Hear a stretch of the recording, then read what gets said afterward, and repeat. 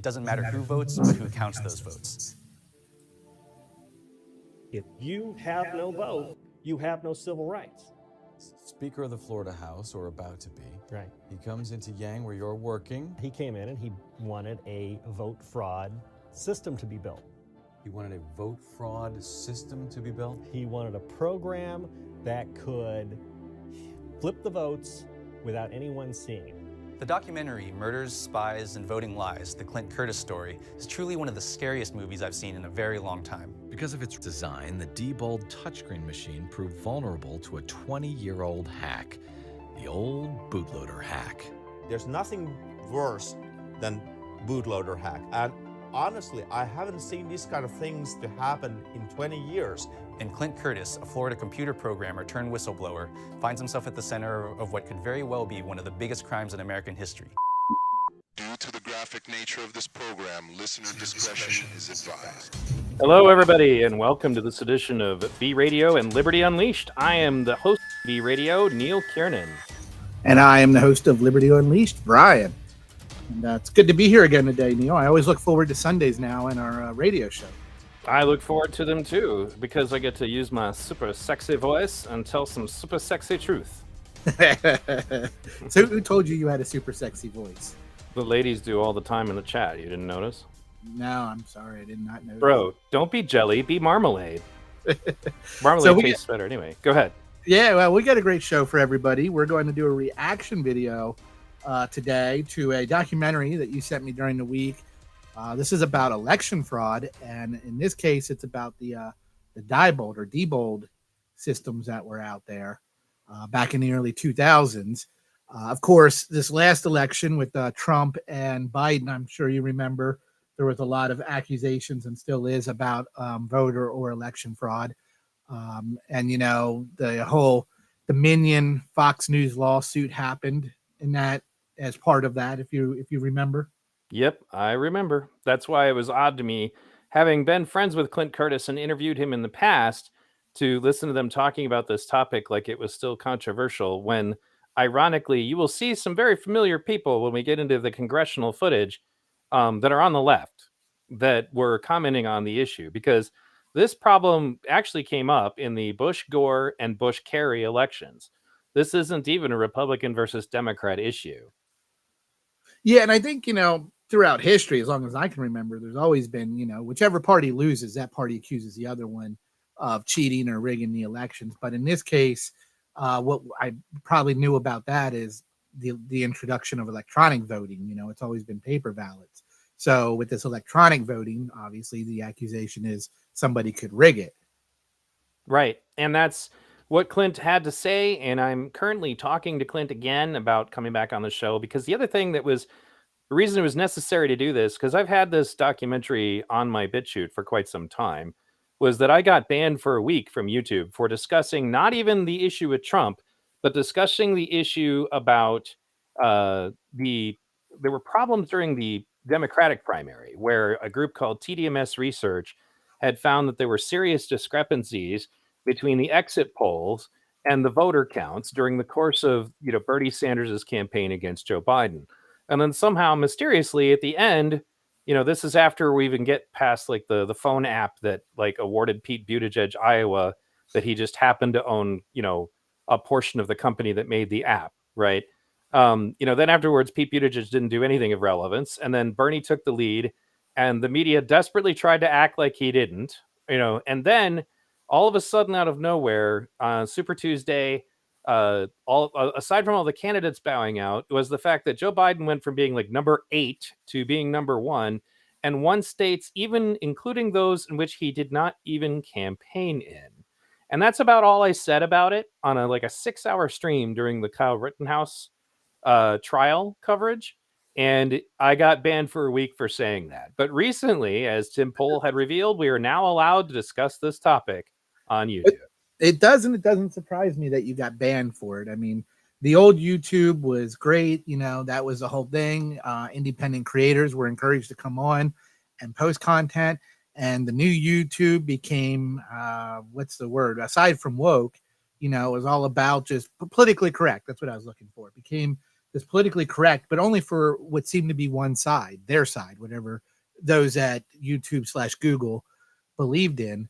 And, you know, the news, obviously, we've talked about since probably 2008, you know, the powers to be control the content, they control the news, they control what you hear and see.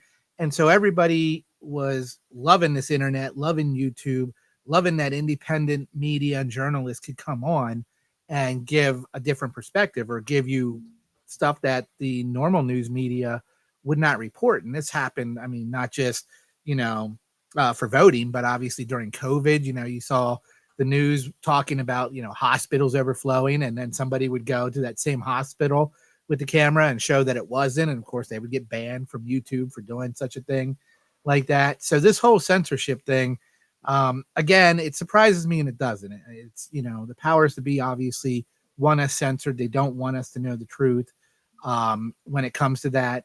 But when it comes to YouTube, that's what it was there for us, the independents, not for Fox News and CNN, those guys who already have followings and listeners and their groupies and stuff like that.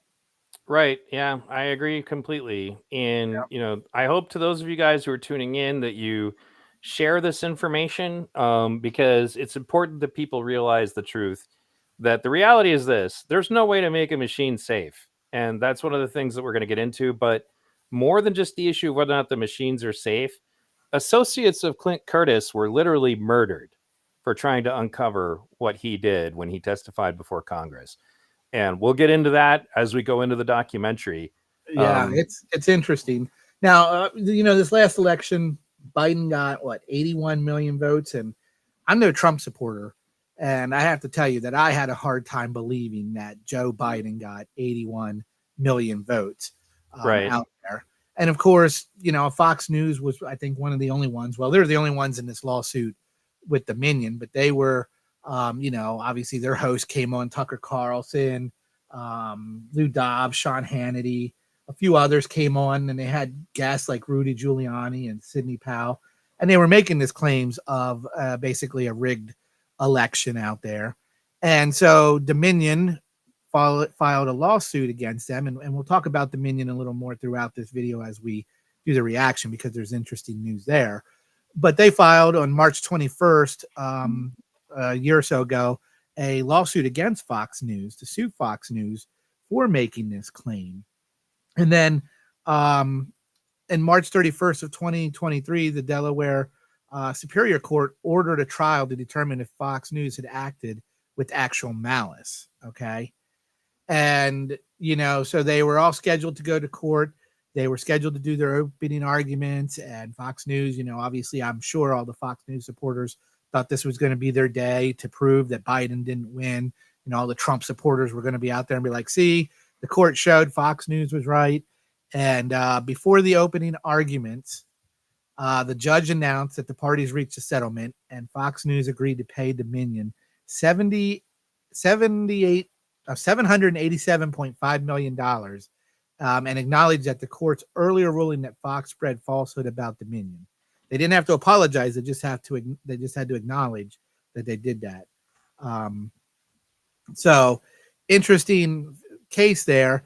And again, you know, this goes back. I think every election people claim that there's some kind of rigging or voter fraud. We had Dave Williams on from the Colorado GOP. He's the chairman of that a week or so ago. I guess it was last week. And we asked him the question, you know, if he believed elections are rigged or stolen. And in this case, you know, I guess what we first should do, Neil, is clarify the difference between rigging an election and voter fraud. Right. And, you know, I guess what we're going to talk about is the election being rigged. Okay. Sure. And I guess what I would say, as far as like when you say rigged, and I want to be clear that we actually have the same definition, because like it's kind of like, for example, what John Jackson says here.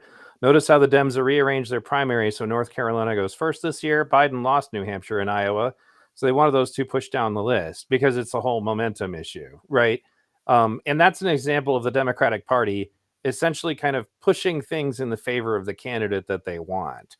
And, you know, because the Iowa thing was heavily contested, and then honestly, they just had to kind of cheat to build, you know, to beat Bernie there, you know, and then you move on to the next state, and he was, you know, he was slamming it down on that one too. But I mean, so there's rigging in so much as like the DNC was caught in 2016, influencing the election unduly. And one of the things that I often tell people is that when it comes to the primaries, this is even worse because the Democratic Party was sued in 2016 by Bernie supporters who, obviously wanted their money back when it was clear that, the money that they had donated to the Democratic Party went to a party that had rigged the election against, their candidate or pushed it against their candidate. And that's why Tulsi Gabbard resigned and then endorsed Bernie Sanders. And, there was all kinds of things that happened back then. But during the course of the lawsuit, the Democratic Party's lawyers defended themselves by saying things like, well, actually, we're a private entity. We are not governed by the Constitution. We can, just pick the candidate out of a hat. We can go into, back rooms and smoke a cigar and decide who the candidate is. And this was all very reminiscent of things they were telling Bernie supporters, that it's not actually meant to be in a democratic process. Like that was. So what it comes down to, folks, is that especially during the primaries, it's not even illegal to do this. You could just do this. They could be running this software the whole time, and it's not illegal. Now, during the general, that's a different issue, but then you got to be able to prove it. And that's not easy to do, especially not, unfortunately, because Trump is a polarizing figure. And this is one of the things I said to Clint was that, unfortunately, because of that, it's difficult for us to even discuss this issue with earnest outside of the issue of Donald Trump himself. The issue of election fraud is way bigger than just talking about Donald Trump. He's like just one faction of this. And in this documentary, we will be discussing the anomalies that were, that happened during the Bush and the Kerry elections. And you got to remember, guys, not only was Bush a Republican, which is important to remember, mind you, a neoconservative, nutcase, vile form of the Republican, right? But it was the Republican Party that initiated this. You're going to have to be open-minded to this. And that's something else Clint pointed out. He's like, well, I'm glad that they are coming around to it, but you're going to need to understand it's not just Democrats who do this.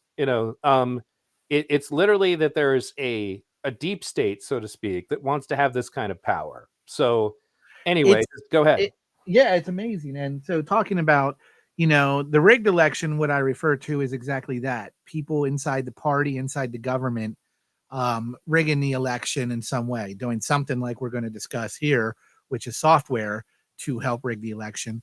Voter fraud is more looked at in the terms of ballots. So an example would be you go and get 10 ballots and vote, fill out 10 of them, mail some in, go to the voting polls, things like that. So that's more of a voter fraud than a rigged election. And what Dave Williams was talking about was ballot stuffing, which is exactly that, sending a household extra ballots, sending one registered voter 10 extra ballots to the household to vote.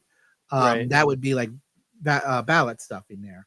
So there's generally a difference between rigged and voter fraud, rigged election and voter fraud, but more to the case. And, Democrat, Republican, clearly we can both sit there back and say they both cheat. They both want to get their candidates in. That's the obvious thing. It's Team Republican or Team Democrat. You want to win. But beyond that, I don't know if I want to call it how easy it is to do or how easy it is to get away with it. Because when you watch this documentary, and I guess people are going to think, well, you're taking us back to 2000. That's done and gone. I think several things. Most people didn't watch this documentary. What we're going to see as we go through this is this guy, Brad, who put this together. He's the only one. The mainstream media really didn't want to cover this or touch this. We can have our conspiracy theories why, and we do, but that's one of the things. And the way, and they'll get into this in the documentary, and you'll see, John Kerry even pretty much conceded. He didn't even try to really challenge it that much, which, to me, there's a whole bunch of other conspiracy theories that go beyond what this documentary is going to talk about and suggest. Well, and it's interesting that you bring up the John Kerry thing because everybody remembers the "Don't Tase Me, Bro" kid, but they don't remember what he was talking about when he got tased. And he was going to John Kerry and said, that there are election machines that were spitting out votes backwards, that were giving votes to the wrong candidates. And John Kerry was nodding, like he acknowledged what the kid was saying. And, then the cops tase him. Now, mind you, John Kerry also told them to leave him alone. Like, that's fine. I'll talk to him. Just leave him alone, to the guy's credit, right? The point is that John Kerry acknowledged that there were anomalies during the course of that election. And then the Al Gore one was so contentious that the Supreme Court had to rule on it. And then they still found after the fact that Al Gore had actually won the election as far as votes. But that was the end of it. And then they just kind of shrugged it under the rug. And then the neoconservatives take us to Iraq, and Afghanistan, and then start, the plans that they had been hatching for a very long time. And the reason that this is still relevant, aside from just the election itself, is we have to remember that, what was the consequences of George Bush winning that election? Now, to be clear, I'm not saying that Al Gore wouldn't have done the same thing, but I do know that the neoconservatives went to Bill Clinton and tried to get him to invade Iraq, and he said no. So it's within a reasonable doubt that it's also possible that Al Gore would not have invaded Iraq. And if that's the case, that's what brings us here, right? Anomalies start happening in elections this time around the time that George Bush, for some reason, mysteriously, along with his administration, started endorsing Joe Biden.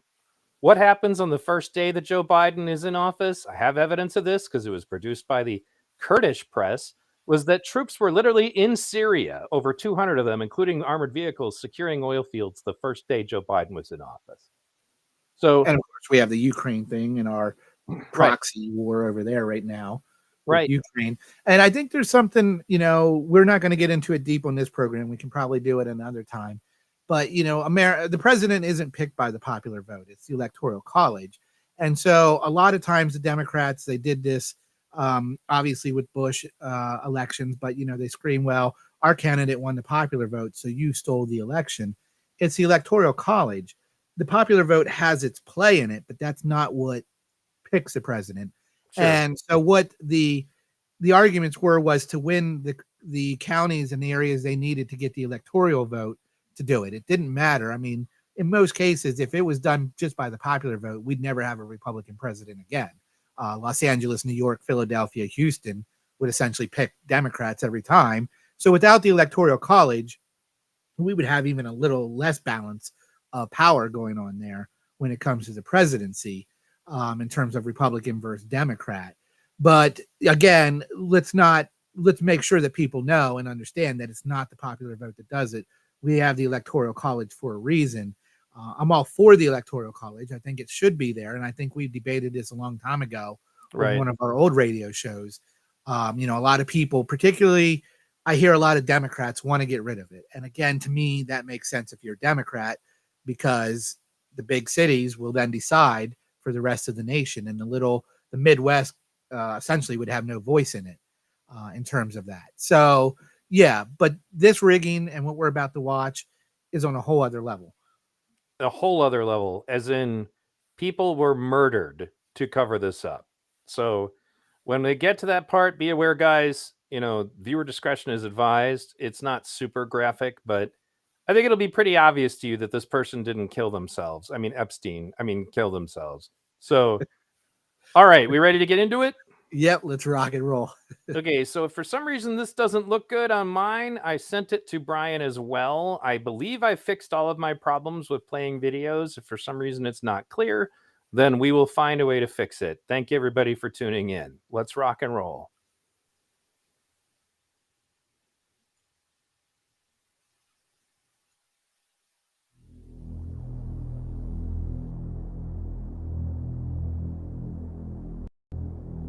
Mr. Curtis, if you would come forward. I would ask the court reporter to swear the witness. Mr. Curtis, would you please state your full name for the record? Name is Clinton Eugene Curtis. And what is your profession? I'm a computer programmer. Mr. Curtis, are there programs that can be used to secretly fix elections? Yes. How do you know that to be the case? Because in October of 2000, I wrote a prototype for President Congressman Tom Feeney at the company I worked for in Oviedo, Florida, that did just that. It would rig an election? It would flip the vote 51-49 to whoever you wanted it to go to and whichever race you wanted to win. To whoever you wanted to win.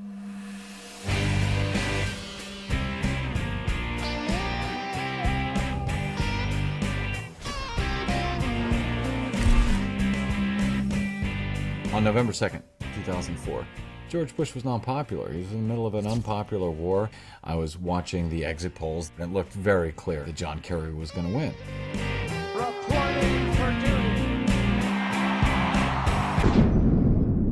And then all of a sudden, the numbers that were coming in did not match up with what was coming in from the exit polls, and it didn't make any sense. It just didn't make any sense. Late in the evening, 6 states that exit polls showed were going to Kerry suddenly veered off to Bush.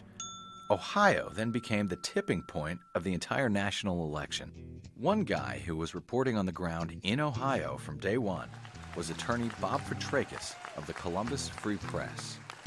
Bob Fitrakis and Cliff Arnebeck became the legal team suing for a recount in Ohio, taking on Ohio's Secretary of State J. Kenneth Blackwell, who also happened to be co-chair for the Bush-Cheney campaign in Ohio. But let me just remind you of a few of the facts. Ken Blackwell called it a model election,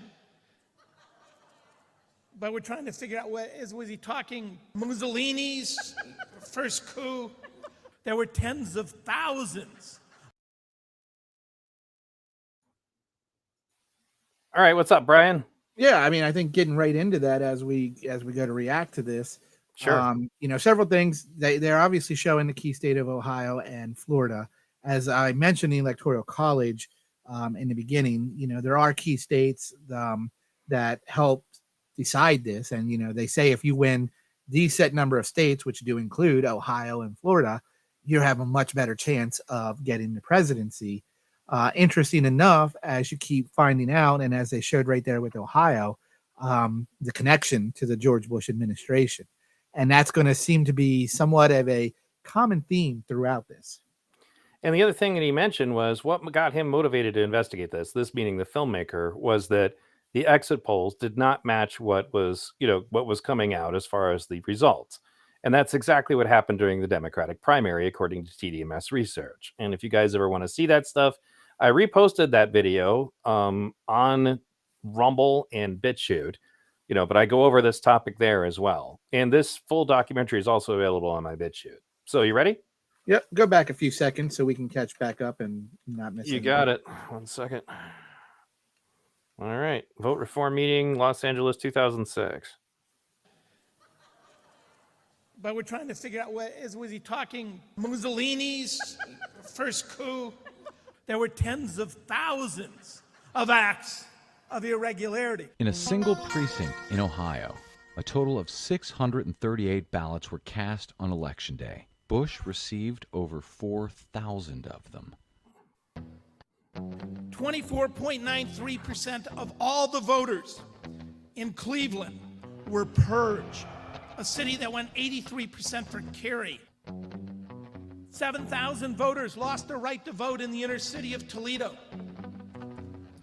because the Diebold OptiScan machines froze up. Warren County is the last county in Ohio to come in with their vote totals, and they locked down the place where they're counting the votes, and they won't allow any witnesses in, won't allow any media in, and they say it's because of a Homeland Security threat. And yet the next day we check with Homeland Security, and they say we never spoke to anyone in Ohio. Bob Fitrakis reported a troubling aspect about Ohio's 2004 election night results. The function of the Secretary of State's computer servers to report election results was moved during the night of the election from Ohio to servers in Chattanooga, Tennessee. They were owned by Smart Tech. Fitrakis reports that Smart Tech hosts a number of GOP websites, including the Republican National Committee and even Karl Rove's infamous White House email accounts, what a 4 years of coincidence. which have gone Right. completely missing. The mythical surge in Delaware County. In one precinct, the last 359 voters voted for George Bush. And they said, well, maybe a church bus showed up. Well, not everyone lives at the same address unless you're a follower of David Koresh. The Green Party and You know, the go ahead, Libertarian Paul. Party turned out Yeah, to be sure. huge heroes because they stepped up and said, we want to recount in Ohio. Go ahead. It's a common theme that's going on here throughout every election. And it's recount theme and things being moved or done in the middle of the night. And that stuff is actually known. Like even the news reports on it. They did it the last election with Trump and them. And it's interesting that we know some of this stuff, nefarious stuff, is happening. That they're not allowing certain recounts, or they're doing stuff a little bit shady. We don't know if it's shady, but they're doing it in the middle of the night, which would indicate shady. You always have this ballot difference, the count of registered voters compared to how many people voted, or how many people didn't vote that were registered and all of a sudden decided not to show up. And this is a common theme. This is not even just the 2000 or 2004 election. This continues down, and we see that every election. And so I wanted to comment on John Jackson's comment here. Remember that the exit polls do not capture absentee ballots or early voting. Well, of course they don't. But the issue is that the exit polls of who voted that night should match on what is already being reported that night by the media. And that's the reason why, if there's a huge discrepancy at that point, there's going to be an issue. Right. TDMS research still found that there was huge discrepancies well after the fact. Go ahead, Brian. I was going to say, John, just watch a little bit more. They'll address some of that as well. For sure. You ready? Yes. Let's do it. Ohio. You guys, we're presidential candidates. You can say, we want to recount. Well, you only got 7 votes in Ohio. Oh, and I want to point out what he was explaining when we were talking was that the Green Party turned out to be big heroes because they, alongside the Libertarian Party, filed the lawsuit that brought about all of this attention to the issue. Ohio, don't care. We want to recount. Maybe I got 10. That's right. That's what I want to know. John Kerry didn't fight. Where was he? Hiding out, being low key. I mean, one of his attorneys told me, well, he wants to remain viable in 2008. Instead of remaining viable in 2004, when he Which actually he should might have have won if there was an investigation.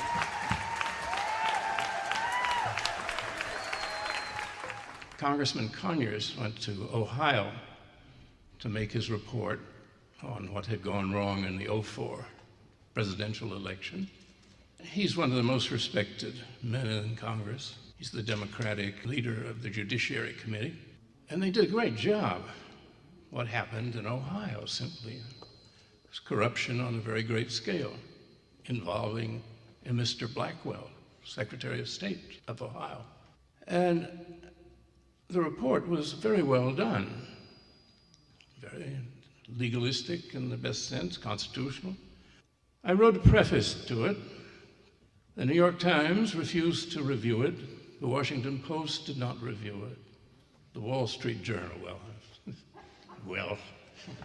and of the major papers, only the Boston Globe looked at it, and then they didn't do much about it. If you saw that George W. Bush, in fact, did not win Ohio, and that John Kerry actually won Ohio, how would you feel about that? I would feel sick. Does anybody here think that John Kerry should become the president? You're in favor of George Bush being president, even if the other guy got the most votes? I don't think he did, but yes. If that were the case, yeah. Wow, that's not very American, sir. But I have yet to see any proof that anything was counted incorrectly. I initially started my blog because the corporate mainstream media, frankly, was not doing their job. I was seeing things that needed to be reported and talked about. I talked about them, and people started to take notice, including the mainstream media, Washington Post and so forth, who would link to me and report on what I was reporting, but wouldn't do it themselves, and still are not doing it themselves. And you noticed, Will go ahead, there be a realistic investigation of the 2004? Go ahead.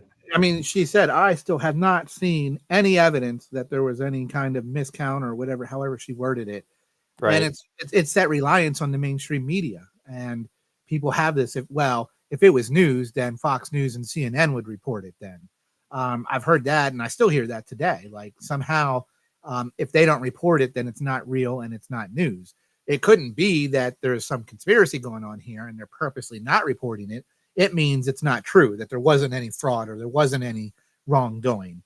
I find that very obviously sad and dangerous that we think that these news companies are the all-knowing and the all-saying, and either what they say is gold or what they don't say is an indication that nothing happened. That's what I find interesting. And she kind of made that point when she's saying it, like, I saw no evidence. I see no evidence of this. And then, you've got the Secretary of State there in Ohio who was, buddies with Bush. And I think most people, and I'm probably guilty of this myself, truly don't know the power and the job description of certain levels of government. You know, with the Secretary of State, how much power he seems to be able to wield, what he's able to stop or allow to happen in his state seems to be very interesting to me, that he's got that say, like, oh no, we're not counting these ballots, or we're not doing this recount, and that's it. That's the end all. That either means he has the power, or that the governors and other people of that state didn't step up and override him. And I find that interesting too. And then we'll get on as this goes on about, the chairman of, the Speaker of the House, in Florida, and the power they seem to have as well. Did you see that he was talking to the chairman of the Libertarian Party at the time? Yeah, I did. I didn't, for some reason, I just did not remember that guy's name. And well, there it is. Yeah, but what I was going to say also, and this is something that Clint Curtis pointed out too, that to those of you who are MAGA that are listening to this, it is one thing to be interested in election fraud, but it needs to be something that you need to be just as concerned about, regardless of who won. And as you saw, as he talked to one Republican there, well, even if he didn't get as many votes, I'm glad George Bush is president, right? You can't, what Clint was saying is you can't just be loyal to this issue if your party happens to lose, right? That this needs to be an issue no matter who won. And Clint Curtis, is a Democrat right now, and he still went on. He was asked to speak on this issue by the My Pillow guy, whose name is escaping me. So he went to conservative speaking events to talk about this topic, because he is more concerned about us having real elections than he is about his party winning or losing. But what I'm getting at is, this is not me damning on the Republican Party. You've got to understand that at the end of the day, these two groups, how many times have you seen pictures of Bill Clinton playing golf with George Bush? Right? They fight each other publicly, but honestly, it's like I said to Mac Beggs earlier, it's like WWE Raw or WWE SmackDown. It's all still bullshit. Right? Right. I kind of compare it to, like, I know back in the day, for those who are music fans, particularly hard rock or heavy metal, and everybody wanted to talk about, who's better, like Metallica or Slayer. And I always said that's a fan fight. Those two they get together, they tour together, they hang out and drink together. They don't care who's arguing over, as long as we buy their albums. And it's the same thing. What I'm saying is, it's a club. They're at this elite level of musicians where they're touring on a national level, and fans are the ones down there arguing over who's better. And it's the same thing. We're down here arguing over who's better, this Republican or Democrat. And on that level, yeah, like you said, they fight publicly, but they go out and have drinks together. They hang out and play golf together. It's one big club. And I think it's very dangerous, and I'm sure we'll repeat that on this show and many other shows, to have anybody say, well, I don't care if there was election fraud or voter fraud, as long as my candidate won. We're better off with my candidate than that other candidate. There is actually nothing that shows in history that I can point out right now that shows that we're any less safe or any better off, whether it's Republican or Democrat, in the White House. In fact, when it's Republican-controlled Congress and Democrat in the White House, our economy, the spending actually goes down. But when it's Republican in Congress and Republican in the White House, it actually has the most spending out there of any party. So interesting enough. But at the end of the day, they both sides will be warmongers and go to war. Both sides will spend your tax money any way they want. Both sides are involved in nepotism throughout the whole process. Again, it's a big club, and we're not part of it.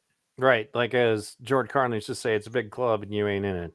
Exactly. So, all right, let's keep going. Election. Because at this point, the votes in Ohio have not been counted, not even once.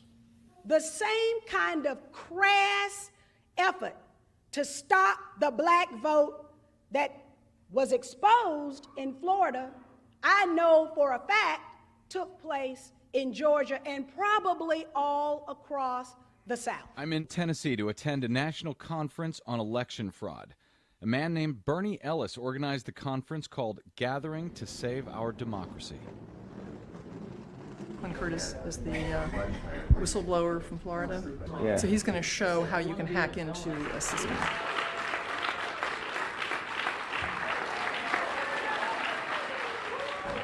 If you have no vote, you have no civil rights. I first came in touch with Clint Curtis after I had reported on a group named Justice Through Music that was putting on a reward of $200,000 for evidence of fraud in the 2004 election. Clint was one of the folks apparently who had contacted them with his story, with his information, and he said, in I believe that very first email to them, that he didn't want the reward, but he wanted them to know his story. In 2000, I was working for Yang Enterprises, which was a company in Oviedo, Florida, and their chief lobbyist, their corporate attorney, and Speaker of the House of Florida was Tom Feeney.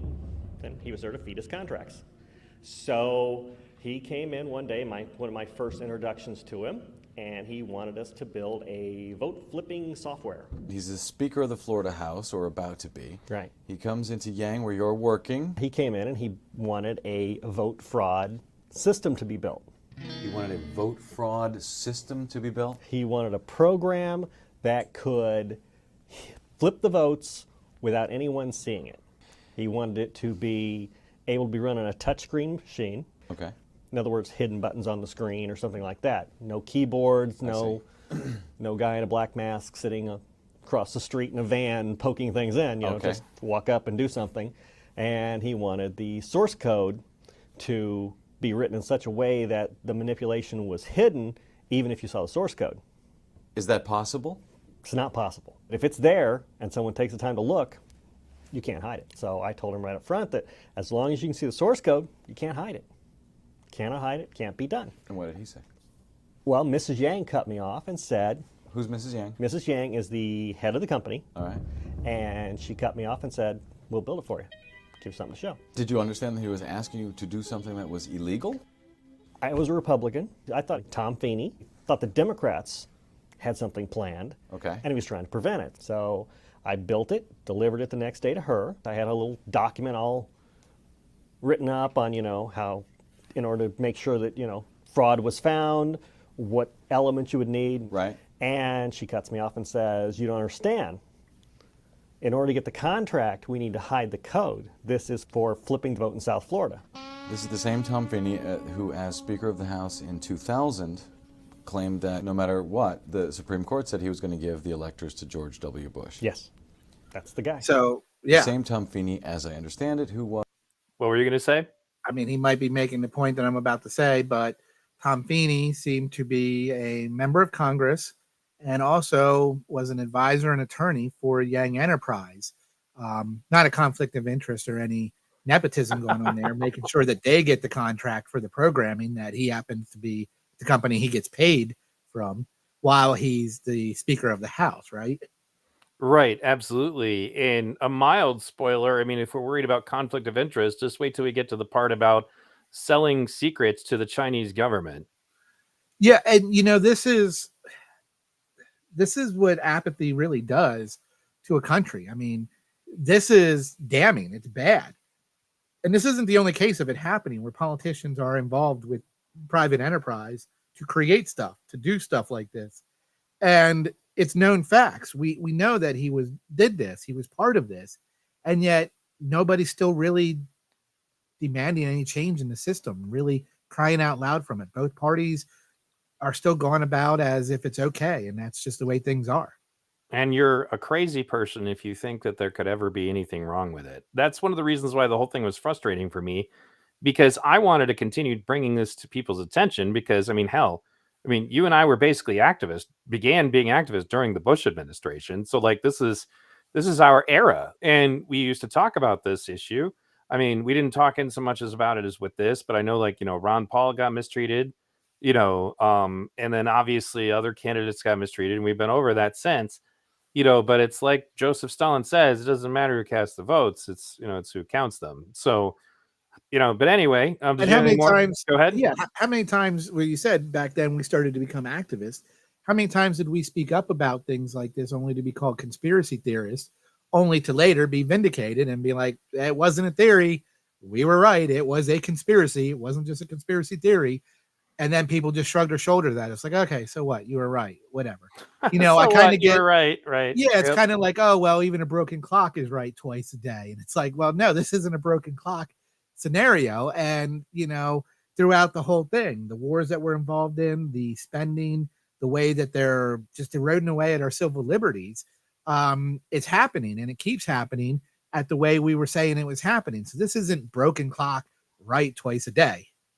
Right. And I think that it's also like, to me, I think that, I mean, the last 3 years, I guess. So if anybody's going to look back on this decade, because you usually look back on a decade, right? We haven't been doing this lately, but you look back at, say, the 40s are known for this, the 50s are known for that, the 60s are known for this.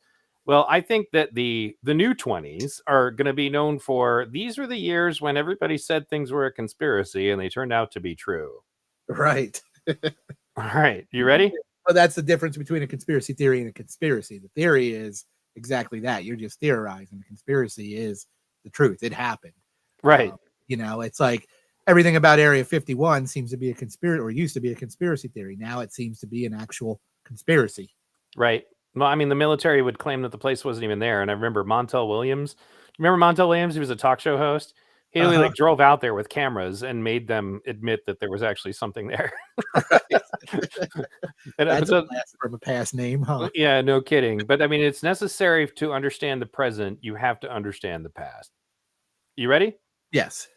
Was Jeb Bush's running mate for governor back in '94, when Jeb lost, by the way. Yes. So Feeney did him no good. Did him no good that time. That time. There you You're go. right. And so Feeney was basically feeding his contracts and saying, can we do this? Can we do that?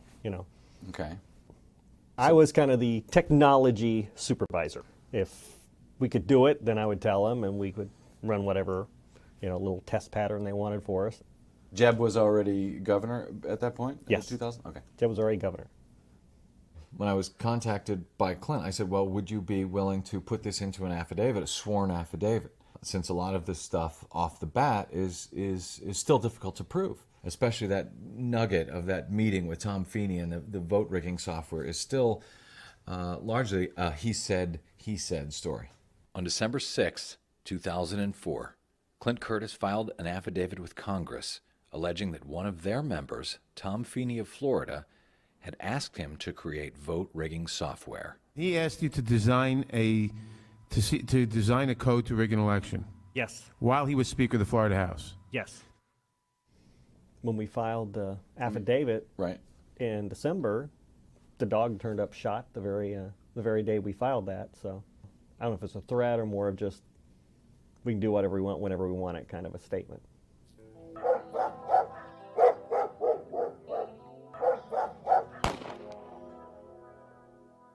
The day that I broke the story, Clint Curtis's affidavit, I had been awake for 3 days straight. I was so creeped out by this entire thing that I couldn't sleep. The same day that I broke that story, I got a phone call from Clint in D.C. saying that his dog had been shot.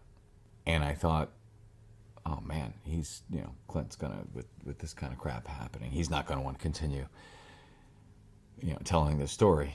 He said to me, no, you're damn right. We're going to keep reporting this story, and we're going to keep, I'm still going to continue talking about what I've learned. Yang's attorney quickly released a statement claiming that Mr. Curtis's allegations are categorically false and that Clint Curtis is a disgruntled former employee. I have heard, Clint, that you were a disgruntled employee of Yang, and that's why you've been making these claims. That was their original excuse until I produced, and I think it's got on your blog, isn't it? This card, which they gave me, which said, come back anytime, the door will always be open. This is what Yang said to you. Well, the actual owner, Mrs. Yang, wrote that.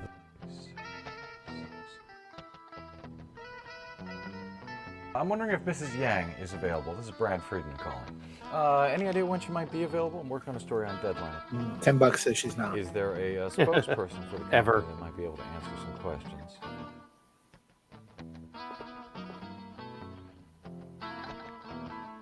Landline phone. Hello. Look at that monitor. This meeting with Tom Feeney, where he asked you to create what is essentially vote rigging software for electronic voting machines. Tom Feeney is in the room. You're in the room.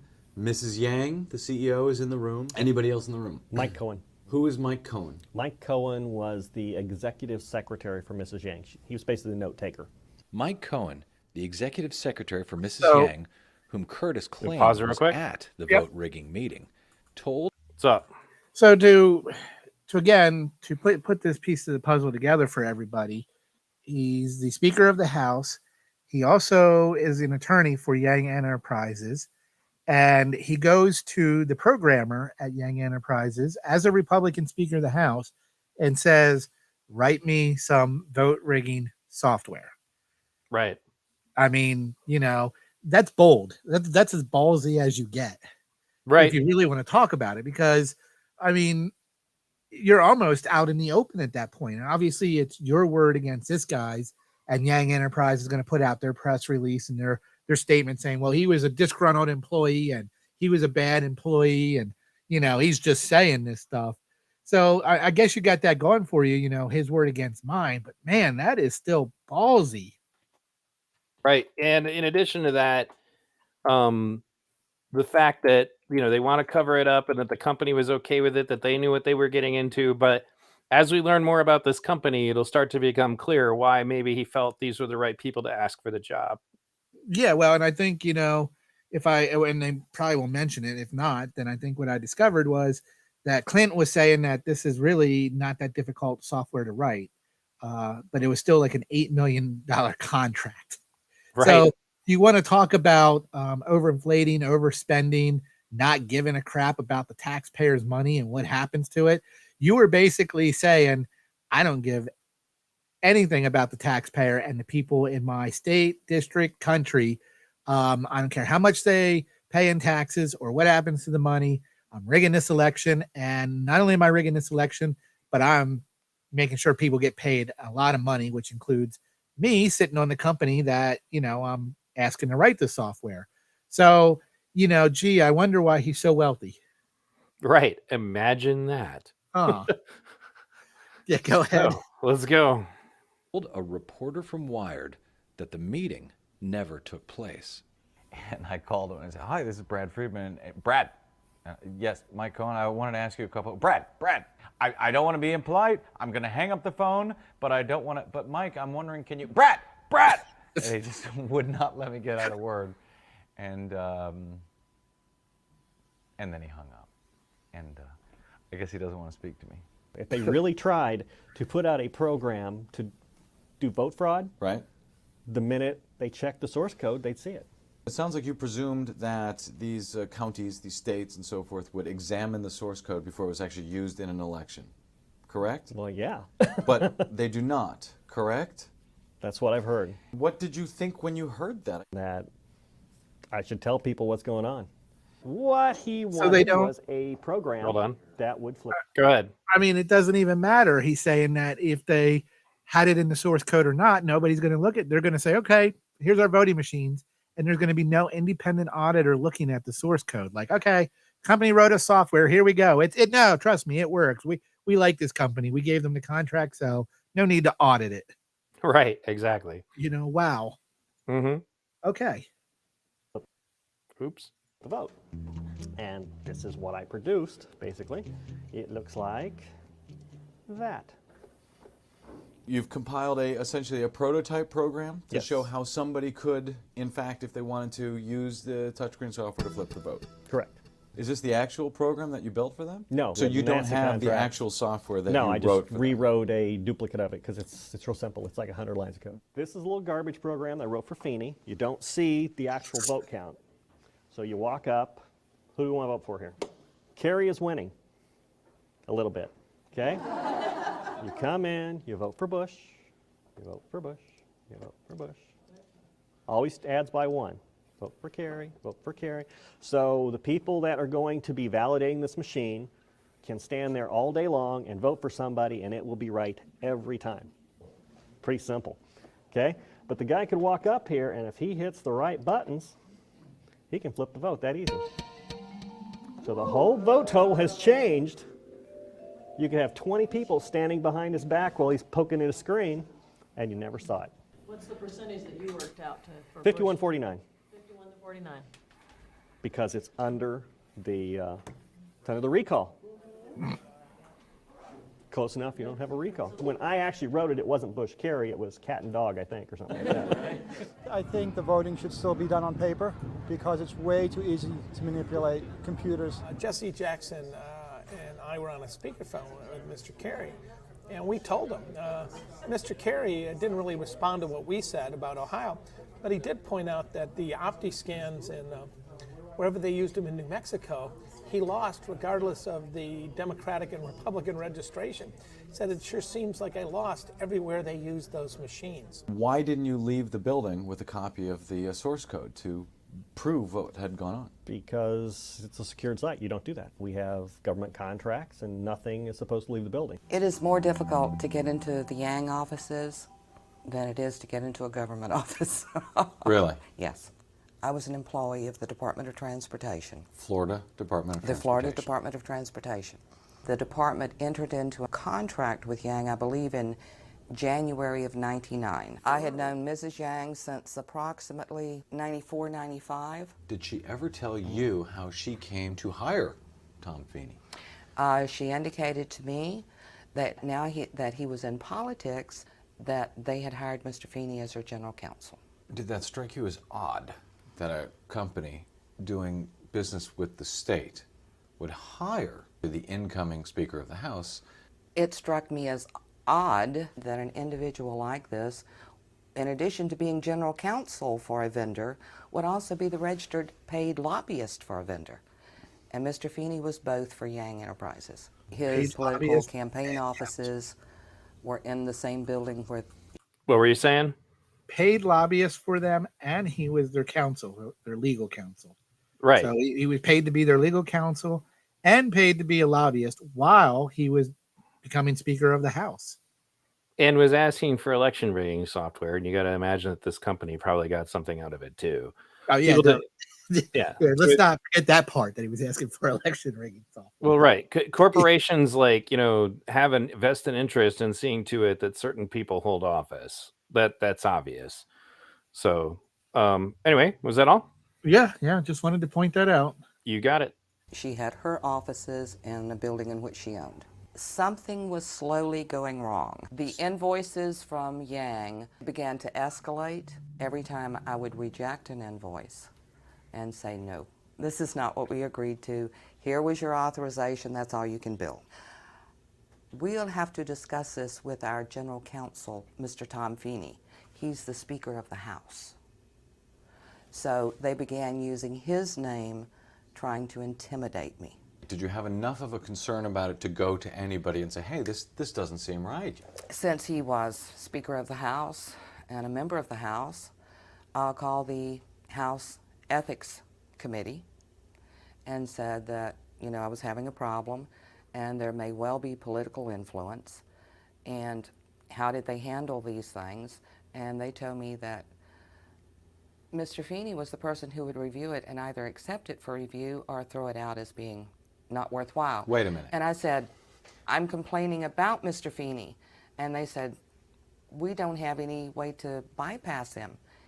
The way our committee is set up, Mr. Feeney is the one who will evaluate your complaint. For one of our elected politicians to use the power of his office for self, that's not supposed to happen. Prior to getting introduced to Feeney, right, they just seemed odd. Things were odd. They had people sneaking up the back stairs, and they were... I have to pause it for a moment just to mention, think about what she just said, folks. The person that she would have had to report Feeney to was Feeney. Right. That's what I was saying earlier, the amount of power that they have. And, we talked about this on the last show as well, people paying attention, too much attention to who's the president and not enough to their state level and local level. And that's, they seem to miss what's happening there, what happened in Ohio with that Secretary of State being buddy up to George Bush. Feeney being the one she has to complain to about Feeney. Not much you can do at that point, can you? Right. No kidding. All right. So let's get back to it. To use the power of his office for self, that's not supposed to happen. Prior to getting introduced to Feeney, right, they just seemed odd. Things were odd. They had people sneaking up the back stairs, and They were downloading information from NASA that didn't seem like they should be doing that. You know, things like this. They had a NASA contract, correct? Yes. And they have to have sort of top secret clearance to have this I would contract? assume they must have some clearance because, you know. Did Feeney help them get that contract? Don't know, but he has connections to NASA. His wife works there. So you don't know if Feeney was instrumental in helping them get that particular contract. Okay, you said that they were downloading stuff from NASA software? Yang Enterprises was bringing gigabytes of databases from NASA, and then they were handing it over to Henry Nee. Who is Henry Nee? Henry Nee was a little skinny Chinese guy that worked there, and he wasn't legal. He was an illegal alien? Mm-hmm. Even while I was looking into the story, we then discovered the matter of Henry Nee. They finally arrested him for sending missile chips to China. Henry Nee was in fact arrested after a 4-year sting last year on 3 counts of attempting to send Hellfire anti-tank missile chips to China. And he admitted to doing it 20 times. And he pled guilty to one of the charges and admitted it was a slow year, so they only did this 10 to 20 times. And when he was sentenced in October of 2004, he was sentenced to 3 years probation and a $100 fine. Pretty weak, huh? He seems to think he's pretty much promised a green card as soon as he's done with his probation. To this day, Mrs. Yang, I understand, says that Henry Nee never worked at Yang Enterprises, Inc. It's one of the reasons you can prove that he was working on the project was the fact that they actually billed for him. They're sending timesheets to you saying, here's who worked on what and how many hours they worked and so forth. Correct. One of them was Clint Curtis. One of them was Clint Curtis. One of them was Henry Nee. One of them was Henry Nee. She was regularly shipping information off to her brother in China. She, Mrs. Yang, Mrs. the Yang. CEO. Okay. Right. Who was her brother in China? Her brother, according to her, she got drunk one time and she was happy, and she was telling me about her brother had been thrown out of the country for spying. Of course, she said he didn't do it, but he'd been tossed for spying, and then she's doing all this correspondence. She said it was video games, and I asked her, should you really be shipping all this stuff to your brother since we have NASA contracts and the government thinks he's a spy?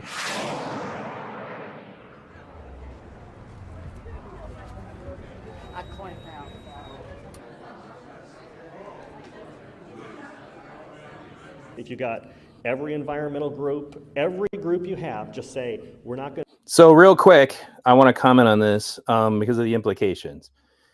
So the same company that takes this contract to rig our elections is also sending missile secrets to China and has NASA contracts. But it's video games. Oh, right.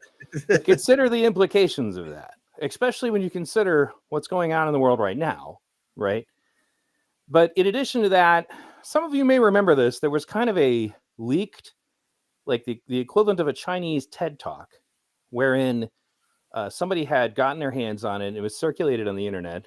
I'll try to find it. But basically what it amounted to was that a Chinese person was saying the quiet part out loud about all the influence that they have in the White House. And they were telling, like, you know, a group of Chinese people that were assembled there. And one of the things they said was that, you know, we had all these problems and, you know, basically referring to their interactions with Trump. And then they said, but then Joe Biden got elected and everything changed, right? All of a sudden, they were so much better off.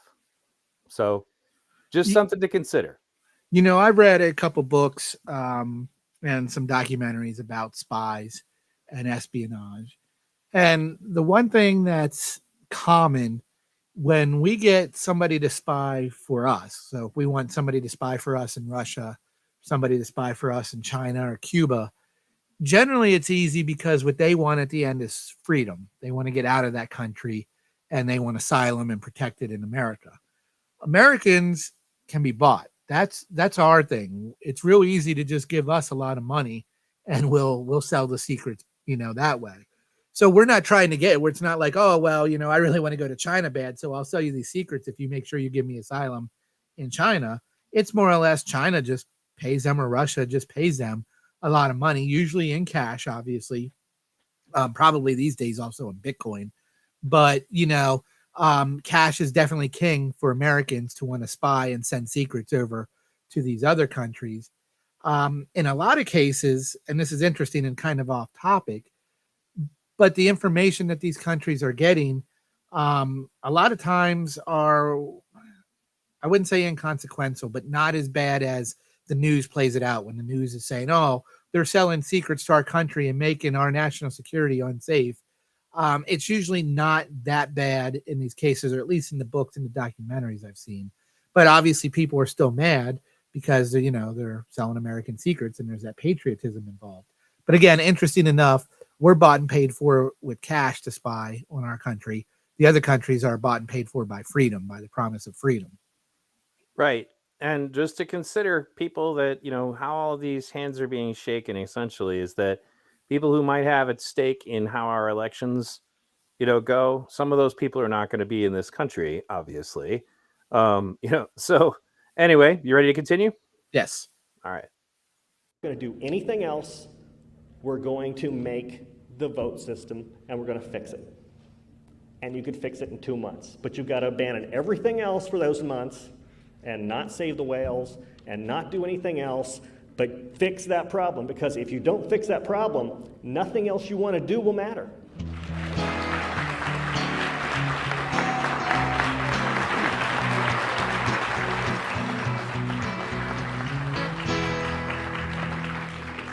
Thank you. I am pleased to follow that liar, Clint Curtis. In case anybody missed it this morning, Clint Curtis passed a lie detector test, and it ran in this morning's St. Petersburg Times. Did you have any concerns about taking the polygraph test? No. I've been trying to for quite a while, but the opportunity came along for someone who is supposedly, top of the line. Right. Big career with Florida Department of Law Enforcement, so it's a good time to do it. What'd they ask you? Do you remember? They basically were trying to validate the affidavit that I gave to Congress. The lie detector test that Clint Curtis took was administered by Tim Robinson, who used to be the chief polygraph examiner for the Florida Department of Law Enforcement. Clint Curtis was found to be truthful in all of his responses. Congressman Tom Feeney has yet to take his polygraph exam. You have a serious problem because you want your candidate to win, and you don't want the election to be rigged. But as it stands right now, we don't have a clue as to whether or not our elections will be rigged. Hari Hursty was invited by election supervisor Ion Sancho to test the Diebold AccuVote optical scan voting machine in Leon County, Florida. Clint Curtis said that the program was never used. As far as he knows, it was a proof of concept. Is there anything about his concept then? From the touchscreen systems, all touchscreen systems out there, it's impossible for me to say if actually you can do it with all the machines. Definitely you can do it with the Diebold, both Diebold platforms. And the presumption here being that nobody gets to look at the source code. Well, in Diebold, I would say I would build it so that you cannot find it from source code even if somebody looks it. And that's, I wouldn't go to that area. Can it be built? Well, I don't know if he's a good enough programmer to do it. Could it be done that you can actually hide it in the source code so that it cannot be done? Yeah. Found? Yeah. Black box voting facilitated a number of hacking demonstrations. Congresswoman Cynthia McKinney was able to witness the vulnerability of a Diebold central tabulator firsthand. With 3 clicks of a mouse and some instructions from those who know how to do this, I was able to hack into the Microsoft program that tabulates the votes, change the election vote, and then exit from the program. Now, I saw it, I did it, and so then that means that I kind of know that it can be done. Clint called me and told me that he had resigned from Yang. Why were you resigning in the first place? Because they're crooked. And if they're ethically challenged, I don't want to be there. I gave him a listing of firms that we did business with and told him if he were made available through an existing contract, I would then be able to contract with him. So you went to the Florida Department of Transportation after you left Yang Enterprises, Yes. correct? Yang had like an $8 million contract, right, with FDOT? They found out I was working there, and they just went ballistic. They started calling all over the place, and I needed to call them as soon as possible. Who called you? Mike Cohen. So Yang is now calling you after you went to work at FDOT? Right. They were all in the room talking. I could hear them mumbling in the background, and Mike was basically the voice coming out of this. Why are they calling you? They want to offer me big money to come back at first, you know. And then when it got to the point of, well, Feeney will find you a different job and we'll give you this $1 million anyway, it's like, why? They offered you $1 million. They offered me $1 million just to leave Tallahassee. And why didn't you take that? Because that's not right. Why isn't it right? Is there anything illegal about? Well, if you're they're offering you a job, it's $1 million. How much were you making when you worked at Yang before? 60,000. 60,000. Yeah. And now they're offering you $1 million. Now offering me $1 million. That's quite a price increase if there's not something illegal going on. Are they still looking for someone? Go ahead. There's like a quote, and I don't know it exactly. I didn't look it up, but something about all it takes for tyranny to take hold is for good people to do nothing. Here, this guy is being a good person and doing something. He's turning down essentially our bribes. He's whistleblowing and saying, hey, this isn't right. And yet tyranny is still taking hold. Yeah. That's well, the system isn't set up to help people that are like that. I mean, we saw Congressman Ron Paul, Dennis Kucinich, Mike Gravel. You know, whether you agree with their policies or not, I think you would at least agree that all three of the men I just mentioned had integrity and actually give a crap, right? Right. You know, and the same thing about RFK Jr. You know, I mean, I don't agree with everything he says either, but I think he's genuine, right? You know, the law is not the law. I mean, it's kind of a Freudian slip. The government system is not really meant for people at this point who have integrity. The kinds of people that were our founding fathers, you know, would look at this right now and be aghast because they would fight duels over stuff like this, you know. Right. And I think I'm commenting more from the American citizen's point of view. Right. There's just not a big uprising. And I mean, I'm not calling for riots or anything like that, but if you look at other countries, I mean, heck, they don't even they riot over not getting a 35-hour work week. And you know, we've got this amount of fraud and corruption and nepotism going on rampant across our political system. And we sit back and shrug our shoulders at it. And when the good guy comes out and speaks up, he's generally vilified and people don't believe him. They come out with anything they can say to discredit him. And I'm not just talking about the people who want to discredit him. People will sit back and look at him and say, well, you know, why is he the only one? If there was more, you'd expect more people to come out and say it. Why just him? Something's going on there. Why didn't he take the $1 million? Is he crazy? You know, it's just that kind of thing where even us as citizens will turn our head toward what we're being told is out there. Right. No, I agree. I mean, and the viral clip of him testifying before Congress has been available for years. Even when you and I were watching it during the Ron Paul campaign, it wasn't news. It had happened a while ago. Right. You know, like, and people, like, everybody knows about it. And the funny thing is I think it was Maxine Waters. There's like a prominent current, like, well-spoken Democrat who was present at that time, like at that hearing, and asked him questions. And then later on, if you interviewed her and asked about election fraud, she never would have ever brought this up, you know, because again, the attitude is still, well, as long as we won, right? Right. You know, and let's remember that nothing's changing here except for the name. The companies are being bought out. Diebold didn't go away; it got bought out, and then the lawsuit with Dominion and Fox News. Dominion is Diebold. They bought it out. They bought out Premiere and all the intellectual property that went with it. They bought everything out from Premiere, the building, their intellectual property, everything. So this stuff didn't go away just because you don't hear about Diebold anymore. It's the same thing. It's just now Dominion. right? Exactly. And that's and you know, the funny thing is, I just had kind of an ancient North Virginia Patriots podcast memory. But I remember calling into the show before I was part of it, and I brought up that it was found that Mitt Romney owned part of the Diebold Corporation. Gee, another Republican involved in it, huh? Well, right. Imagine that, right? Although I'm not sure if he's a real Republican, but he at least had the R next to his name. But go ahead. You know, he's my least favorite Republican of all time. You know, so there's probably worse, but still, obviously you got George Bush, but you know, or Dick Cheney or any of them. I almost can't even call them Republicans anymore, especially now that I've watched what Glenn Greenwald has to say. It's very clear that the neoconservative thing is separate to party because now all the neocons are in the Democratic Party. We can get into that another time. But so there's a very contentious poll going on at in the V radio chat between Do you feel that George Bush actually won the elections against Gore and Kerry?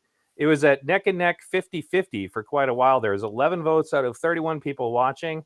Please consider to participate in the poll. It's a good way to, keep yourself occupied as we get through this long video. So wait, Go you're ahead. telling me, I didn't mean to interrupt, but you're telling me that we have close to 50% of the people who believe that the election was legitimate even while they watched this video?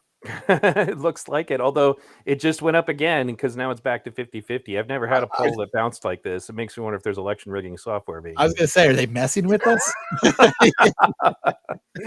How many right. times did one person get the vote? Right. Let's continue. Because I could use some. Oh, could you use some Yeah, money? I mean, if it's $1 million, You don't have to show up for the job either. I'll You have leave to come in. Tallahassee. It's not a problem.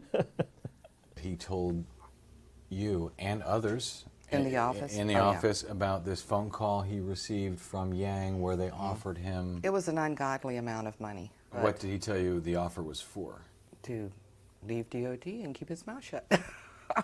So I start talking to Mike Cohen, personally, Mike Cohen, the executive on the phone secretary. at night, and trying to find out what's going on, And basically he told me what was going on, They had illegal aliens working there, Henry was a spy.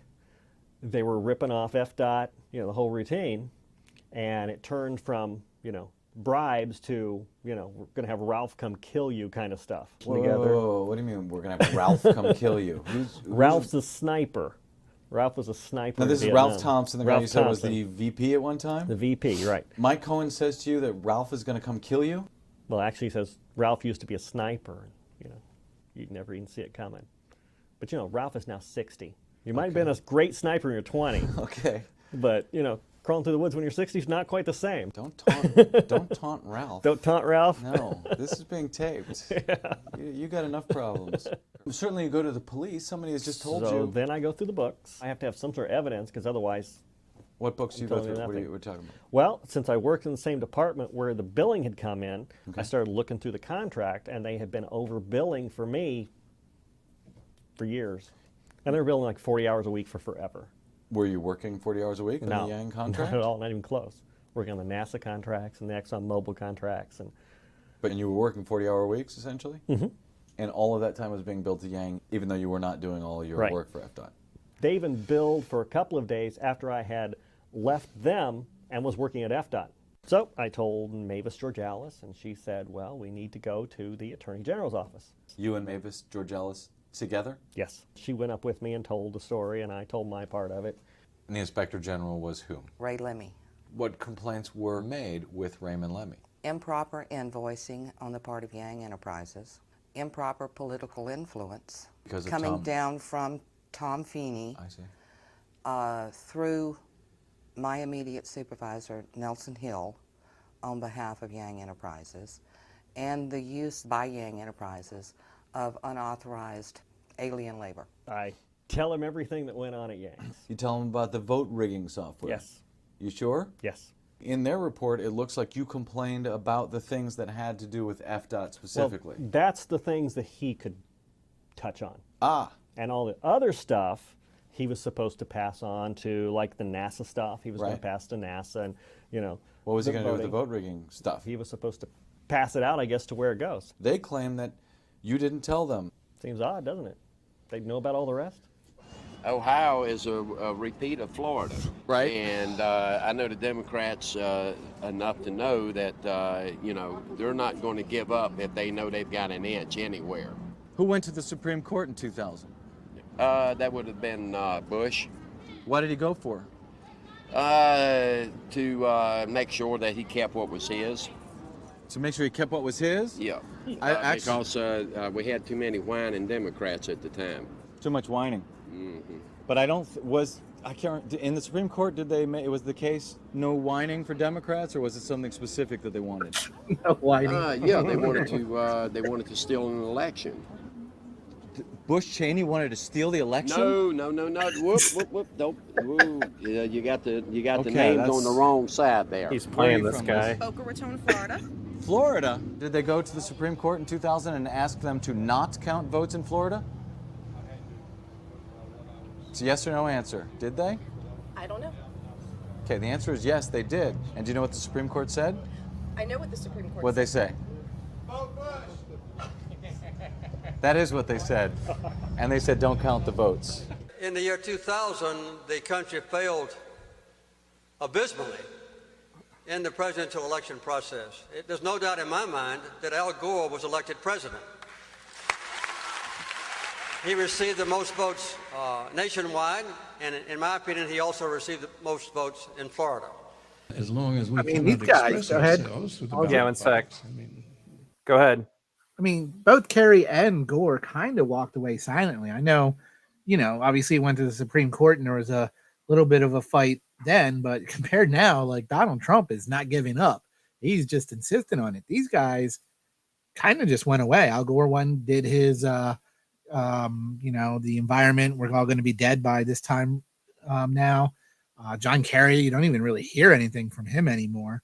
Right. He's still in the government, but he's not running for president. That's for sure. Right. But you would think losing something as big deal as the presidency through fraud and through that method, you'd be a lot more vocal and a lot louder that this is something you really want. You campaign hard. I mean, from what I understand, these guys have like almost sleepless nights. They're in one town to the next on planes and buses, shaking hands and kissing babies everywhere. I mean, this is hard work just to kind of walk away from and say, I guess I lost. Well, I remember some of the videos of Al Gore talking about it, and he seemed pretty upset. And then John Kerry, like I said, during the Don't Tase Me Bro video, acknowledged everything the kid was saying about voting machine irregularities. And he wanted to go ahead and talk to him. But at the same time, one of the things that was pointed out also by Don't Tase Me Bro kid was that you're in skull and bones, just like George Bush, right? Which has been uncovered to be the case, that there's these elite organizations, kind of like that you could say are part of the deep state in a way, where you have these groups of people that are all part of this secret fraternity that for some reason so many powerful people end up coming out the other side of. So you got to ask yourself, so how many of them were talked to, about what we're going to find out happened to one of Clint's associates, and how it might happen to them, and how many of them are just kind of in on it, they're part of it.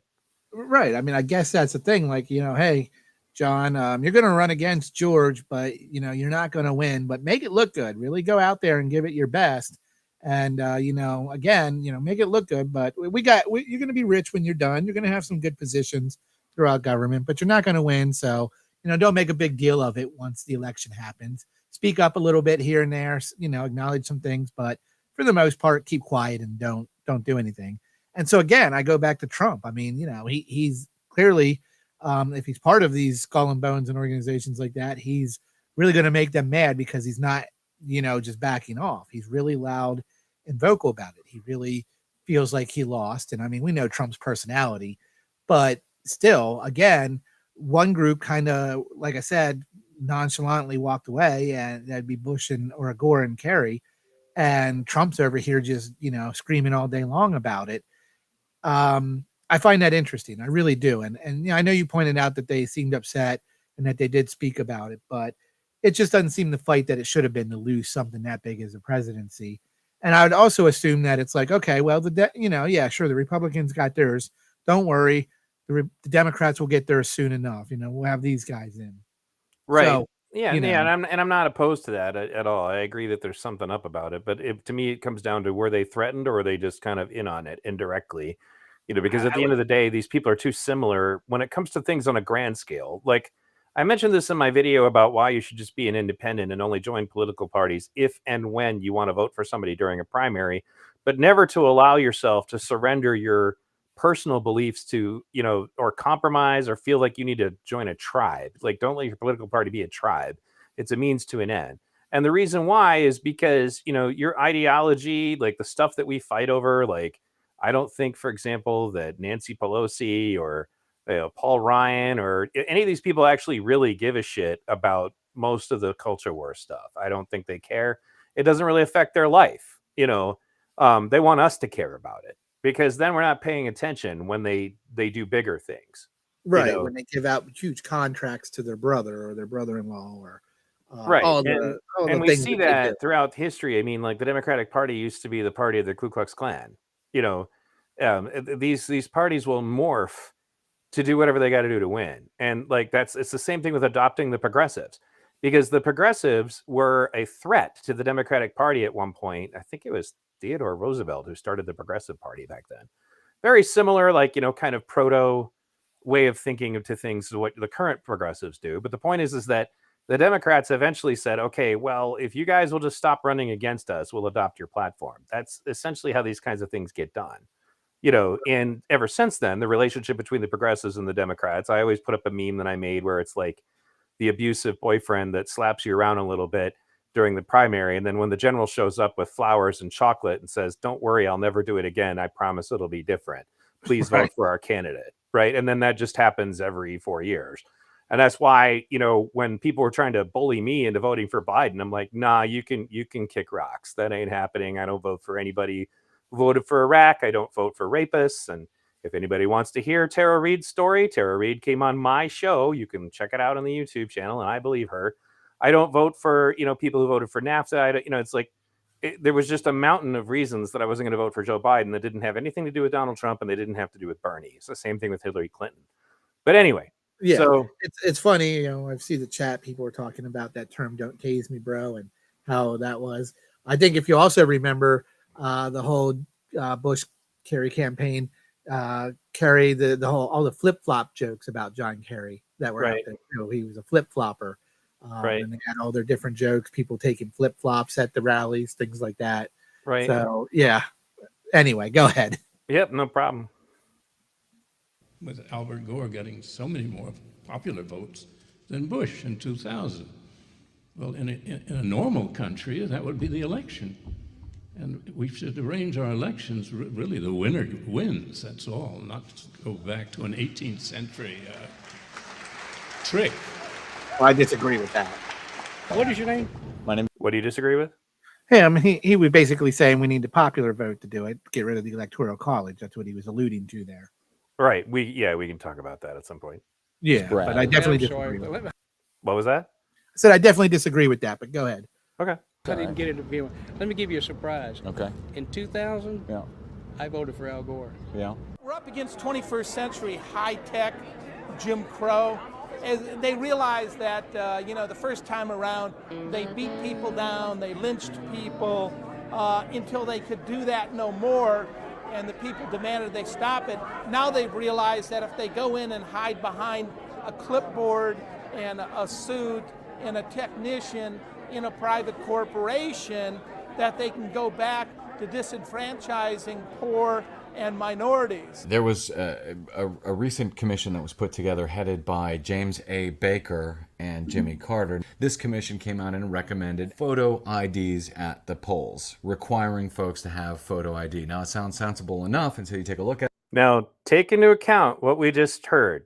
Jimmy Carter was one of the most progressive presidents in recent memory, and he was pushing for voter ID. That novel concept that maybe people should be able to prove they're American citizens before they vote. Yeah, I mean, obviously there's, and I think it comes up in here, so maybe I'll wait, but there's arguments about how that can still disenfranchise people, people who don't have IDs but are eligible to vote. For whatever reason, they don't have it. Mostly the theory there is poor, they just don't have the money to get down to a DMV and do it. And we can talk about that later. My point was just to say, this is the left pushing for voter ID. Right. The thing that they call racist now, whether it is or not, again, we can do a whole show about voter ID sometime. Right. I'm just getting at that. It's interesting to hear Jimmy Carter. Now, mind you, I actually usually like Jimmy Carter quite a bit. The point is that I'm actually not opposed to the idea so long as we can make getting IDs something that everybody can do. That's not a problem. But the notion, I do think, however, and we'll get into it later, but it seems to me to be hard to really take any election seriously if you don't have to present ID. Right. I don't like the government licensing me, just like we talked about in the show about marriage, the Father's Day show. I don't like marriage license. I don't like driver's license. It's interesting enough to not get too far off topic here, but you start licensing people and then it's a weapon against you. It's funny that they can suspend your license for one thing or another. You're perfectly capable of driving. You proved it. But without this little piece of plastic, all of a sudden you're not allowed to do it. Well, right, So, and you yeah, know, we can talk about and those kinds of concepts, but I think at the end of the day, you would still at least agree we should have some way to validate if you're really a citizen or if you voted already, right? I mean, if you can come up with something that doesn't require government licensing, I might agree. I'm having a hard time with that because, you know, again, that they suspend your license for some reason and you have to turn it in. Now you're disenfranchised and can't go vote. Okay, well, no, and we can get into that, and we can get into that another time for sure. But to me, the biggest reason I paused it was only to state that this is a Democrat, former president, part of an effort to ensure that people actually have to have their ID before they vote. Right. So let's continue. And you discover that anywhere from 10 to 20 million American voters don't have a driver's license, don't have photo IDs. And what do you know? They happen to be largely minorities, city dwellers, the elderly, the poor. Look, voter fraud is not a problem in this country. Election fraud is a huge problem. Voter fraud, you know, is something that the bad guys like to put out there as if it's a problem. In fact, for example, the League of Women's Voters did a study of the last two national elections in Ohio and found that of over 9 million votes cast, there was exactly 4 cases of voter fraud that was discovered. Right. So, it's not the people. Go ahead. So, I mean, if he's accurate, there's truth behind what he's saying, then he's making my point there. As he said, we don't have an issue with voter fraud. We have an issue with election rigging. We brought that up at the beginning of the show, did some clarification on that. And, you know, I don't know how accurate he is here. I'm going to take his word for it since he's been involved in this documentary and doing the research. But I'm using what he said to make the point. He talked about the poor, the elderly, people who don't have these IDs, who can't get them for some reason. But he then said that we don't have an issue with voter fraud. It's election rigging. Now, Well, and that doesn't mean it's we more won't of a matter ever. of I think that election rigging, as far as the software, is way more relevant than being worried about who's registered to vote. And I was going to say, and that doesn't mean we won't ever have voter fraud or never had it. I'm not suggesting that in either way. I'm saying for the case of this conversation and argument, we are talking about election rigging. And, you know, I don't, again, see the IDs as the problem to what might be considered voter fraud. So anyway, go on. Right. Yeah, we can get it another time. Here we go. It's the voting machine companies who are running these elections with secret software, who are privatizing it. It's the congressmen and the senators and the state officials who are allowing them to do so. There's nothing quite so hot as a Georgia summer. But guess what? The Diebold machines break down in the heat. Now, I wonder if our illustrious Secretary of State, Kathy Cox, who wants to be the next governor of Georgia, first woman governor of Georgia, asked the question, how do the machines perform in the heat? If she had just asked that simple question, we would have had an alternative to the Diebold machines. But then by that time, of course, she had already allowed Diebold to place her photograph and the seal of the state of Georgia on their promotional materials. So she had become wedded to this particular system, which I think kind of is a conflict of interest. He used to. I'll say elections were stolen. In fact, You I will? think I did. You think the election was stolen? Absolutely. In 2004? Look at the exit polls, and they don't match the results. The same thing that we complained about when the Ukraine had their election, right, and actually made them have a new one. Right. Their exit polls were actually closer. Wait a second. Election fraud in Ukraine? Huh. We didn't have any involvement in that. You know, it's interesting enough, aside from the Ukraine, I was going to say, I remember Cynthia McKinney being mocked a lot during that whole time where she was part of saying that there was this election fraud going on. And also, a little side note here, Diebold, I believe it was 2006, maybe 2007, before they sold to the other company, decided to do this one little thing, which was remove their logo from the front of the voting machines and put it on the back. Kind of figured that nobody trusted them anymore, so they would move their logo so people didn't see it. Right. Yeah, well, why wouldn't they trust them? Imagine that. Yeah, right. Could there be any reason why? I mean, I don't know. So I'm noticing a little bit of choppiness on our stream. I'm sorry, guys. I thought I fixed it, and it's still nowhere near as bad as it was before. But I think some of it is my internet, which unfortunately I can't really control. My internet is usually great, but but it seems like it's still watchable. So if it really becomes a problem, I may see if Brian can host it and see if that changes anything. So, all right, we ready to continue? Let's rock and roll. On ours. In fact, in the states that had electronic voting, the numbers didn't match at all with the exit polling. But in states where they had paper, what do you know? The exit polls and the final results were almost perfect. I have no doubt John Kerry won the election in Ohio. Okay. Now, had John Kerry won the election in Ohio, John Kerry would be the president. Sure. To say that those exit polls were so far off just didn't happen. Something else happened. And I say that as someone who has a PhD in political science and has worked in campaigns. People who came out and thought they voted for Kerry, their votes weren't counted, right, or somebody actually tampered with the vote count. So the Yang folks, Right. Feeney and the are sort of harassing Mavis? Are getting DOT to harass Mavis because Nelson Hill, who works for DOT, is also Feeney's puppy. When they were harassing her, I wrote back to the head IG, Cecil Bragg, and said, "You're not doing anything on the investigation. Why not?"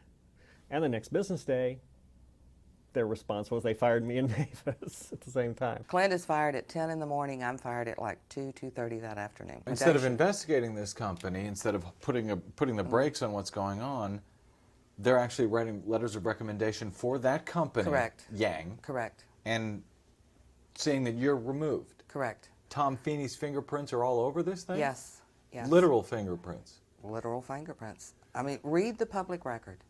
Read the public record. I don't want anyone to take my word for anything, Brad. Get the documents and read the record. And when you read a memo from Nelson Hill's secretary to him stating that Mr. Feeney wants this letter signed today, and this letter is a recommendation for Yang Enterprises, and the following day, after Mr. Hill executes this letter of recommendation, he is suddenly promoted to Deputy CIO for the State Technology Office. Nelson Hill is promoted the Yes. day after he writes this letter. The letter of recommendation for Yang Enterprises. Had they had any problems with you prior to this investigation? I believe in January of 2001, I received an outstanding evaluation that went into a lot of detail as to the value of my services to the department. And how long had you been with the department? I began with the department in '88. 88? Yes. So I'd been with the department for... almost 15 years yes, at this point. Yes. The department did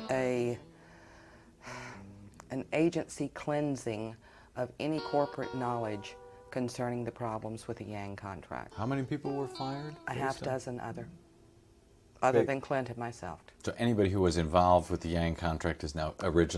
gone? Correct. In fact, on her, they tried to get her to sign a little paper saying she resigned. Did she sign it? She signed the resign one, and she kept to the one where it said you're fired. So when it went to court, when they said, well, she resigned voluntarily, we didn't do anything about it, she could produce a paper showing that they're just flat out lying. She filed a whistleblower suit. Yes. And she won the case. She won the case. What I began to do was to look into all the pieces of Clint Curtis' story, all the claims that he's made. And the more you look, the more paper trail there is that backs up Clint Curtis's assertions. So, I mean, it's in there. 2004, the Florida Department of Transportation's... What were you going to say? It's there. It's out in the open, like he's saying. The paper trail backs up these claims. I mean, she filed a whistleblower suit and won. Right. And it's still brushed under the rug. Like people are just like, As Past what polygraph examiner, examination. I mean, the whole thing is. I mean, I've talked to the guy. He's legit. Continue what you were saying. Yeah, I mean, that's the whole time watching this. It just continues to frustrate me because it's there. This is no longer a conspiracy theory. It's a flat out conspiracy, and nobody's doing anything about it. And the funny thing is that now because Trump has mentioned it and it's been made out to be as crazy as it was. And then we had incompetent people like Giuliani and whatever the other lawyer's name handling this issue instead of, like, say talking to Clint Curtis before Congress again, that it now is a topic that gets you Alex Jones or QAnon, right? Right. Yeah, it's very convenient that they've gotten this issue labeled something crazy, because Well, then they don't ever have to defend it. But it comes down to just basic understanding. There's no such thing as a computer that cannot be reprogrammed. Period. Ever. Under any circumstances. There is no way to do that. Right? One way or the other, it can be altered. That's the reason why, when I brought him on my show, he said the same thing. Hand counted paper ballots, publicly viewable while being counted at all times. And we'll get into that later. But right. So here we go. Well, Oh, go real ahead. quick, I haven't voted probably, if I have to think about it, since 2012. And when it gets brought up locally, when I talk to people, even if it's, on the air like this, usually, I tell people for the reason I haven't voted, which is the true reason, is because I don't need to vote in rigged elections. What's the point?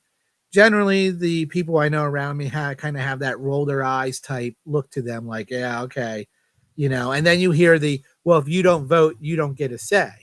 And then I have to laugh and say, what, you really think you have a say in what goes on? And if you think you do, this is just right here. What we're doing right now is one example of how you don't. And I say one example, and I want to point that out. We're just using one example of how you don't have a say. So I have no shame and do not care in any way that I do not vote anymore because, again, the elections are rigged. What's the point? I think that at this point, it really comes down to the election's purpose is almost like a straw poll so that the elites know what's important to us so that they can accommodate us to a certain degree, right? Like, that's something that George Carlin used to say, was that he feels that basically all of the progress that we've made have been accommodations by the elite to keep us satisfied enough that we don't do anything, right? Right. It's like you vote for your captors to feed you and give you water, and you vote for steak dinner, and what they give you is bread and water. Right. So you're saying, like, yeah, well, they voted to be fed, so we fed them. Well, and then they select the candidates, and again, it's like the South Park joke of turd sandwich and giant douche. It is a joke, but it's not. But the candidates just keep getting worse. Well, that's the other thing. I mean, that's the other thing I was thinking. These two parties, what they're offering us. So what we had was George Bush and Dick Cheney and John Kerry and John Edwards. Those were our choices. No thank you to either one. Like, it's like, even without voter fraud, we lose in that case. I mean, every time they show John Edwards standing in the background, I just remember going, oh my God, we can't have these guys in the White House either. At that time, I mean, the guy looks like he belongs in a sitcom, not in politics. Right. So anyway, well, yeah, and then they'll do things. I mean, that's the other aspect of it. Like, do you remember they were? I can't find them, but there were these time lapse videos that kept track of how long the candidates used to get to talk. Like during a 2-hour debate, when one of them, Hillary, got an hour, Obama came in second, and Mike Gravel got like 5 minutes.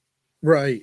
That's why I used to joke, I feel like a potted plant over here, because they wouldn't talk to him, and that's because he openly spoke about how the war is bad. Kucinich, well, we can't have that guy talking because he's talking about impeaching George Bush and Dick Cheney and how bad the Iraq war is and how bad the Patriot Act is.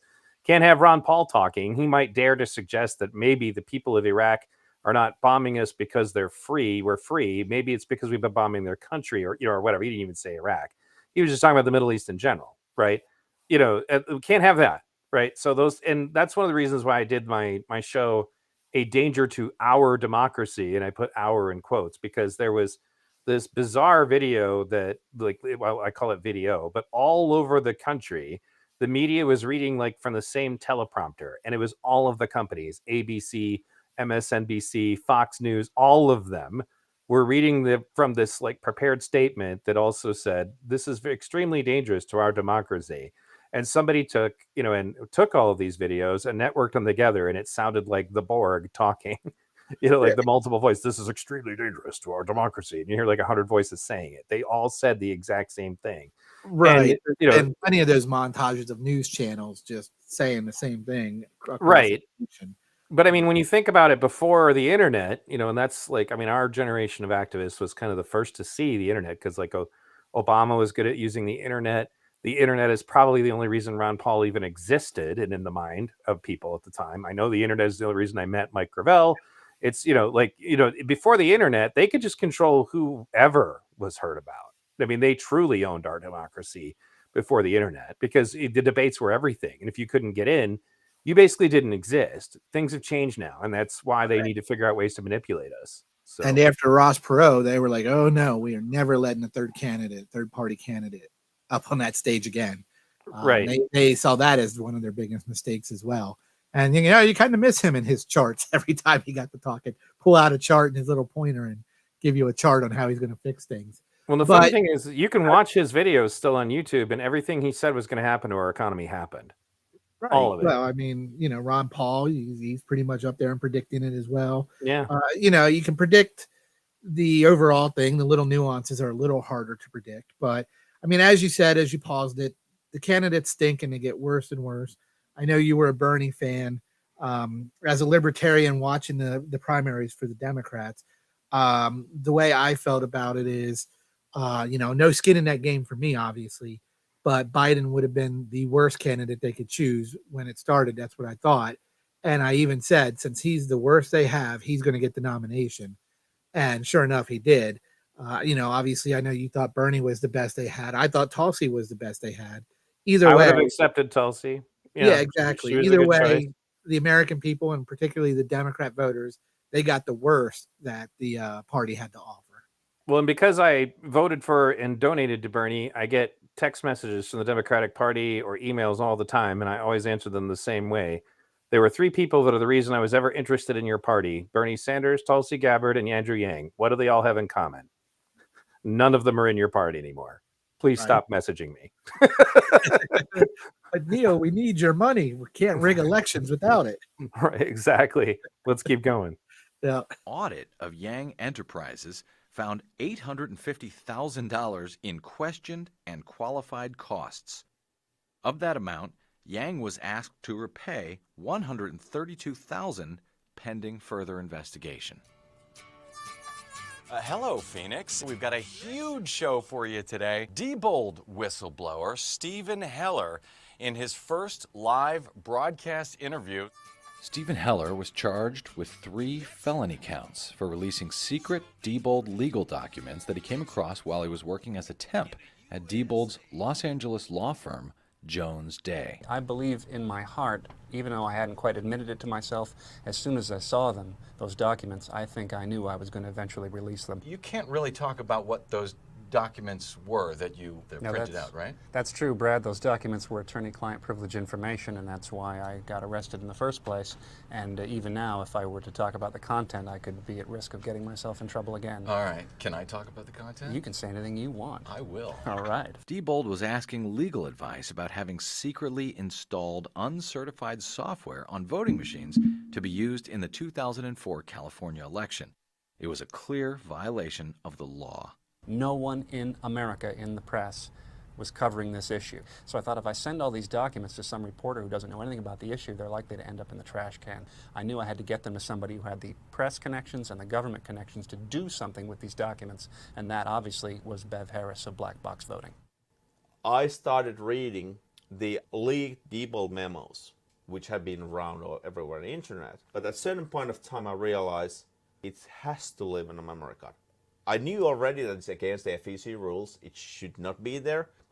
And I say, well, that would be a problem because this memory card is proprietary. I said, well, no, it's not. I have seen this guy before. And he actually went on immediately and wrote to Diebold and got in written response saying, this memory card is proprietary technology by Diebold. It's not available from anywhere else. So Diebold told them in a letter that this was I proprietary. actually saw the letter. So I said, no. You know, I have almost photographic memory. I know I have seen this guy before.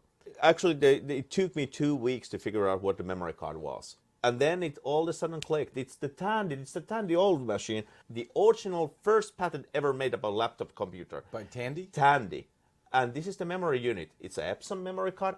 That's from the patent I got the name, Epson memory card. Now I know who you are.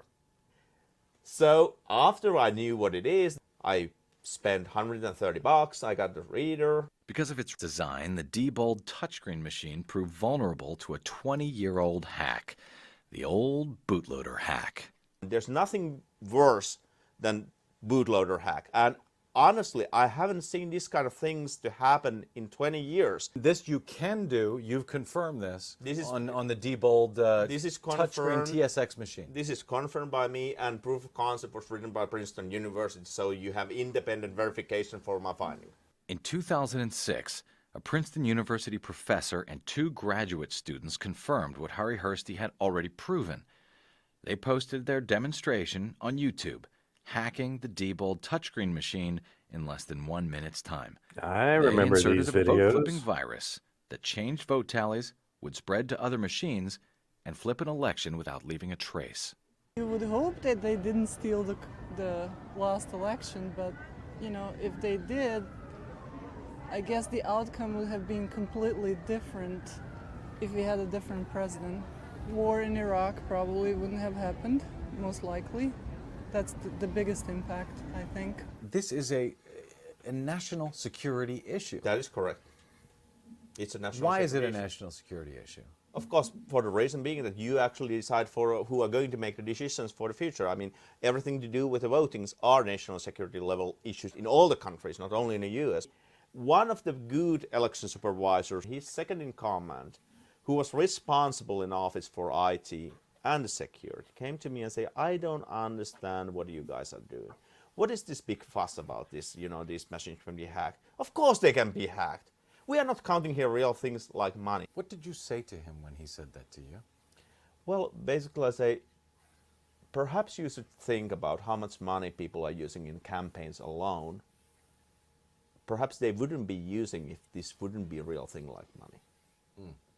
According to a report in Rolling Stone magazine, Jack Abramoff's lobbying firm Greenberg Traurig was paid $275,000 by Diebold just before the passage of the Help America Vote Act, or HAVA, of 2002. Abramoff took the author of HAVA, Congressman Bob Ney, on a lavish golfing trip to Scotland. Both Abramoff and Ney have since been convicted of felonies relating to these matters and are currently serving time in prison. Bob Ney is a felon and currently can't vote in the state of Ohio. Yet we're stuck with his bill. This whole mess began, our latest chapter begins with this Help America Vote Act, $3.8 billion federal act, has now put these machines out all over the map with little or no oversight. Approximately 80% of the votes in the United States of America are counted by Diebold or ES&S. We have to fix this. Not for the US sakes alone, while I love the United States of America, but also for the global sake, because otherwise this will just keep on spreading. They're picking up our technology, the things that we're doing in our elections. Actually, US companies are trying to sell it very aggressively to the Europe and to a number of places where democracy hasn't been very strongly going.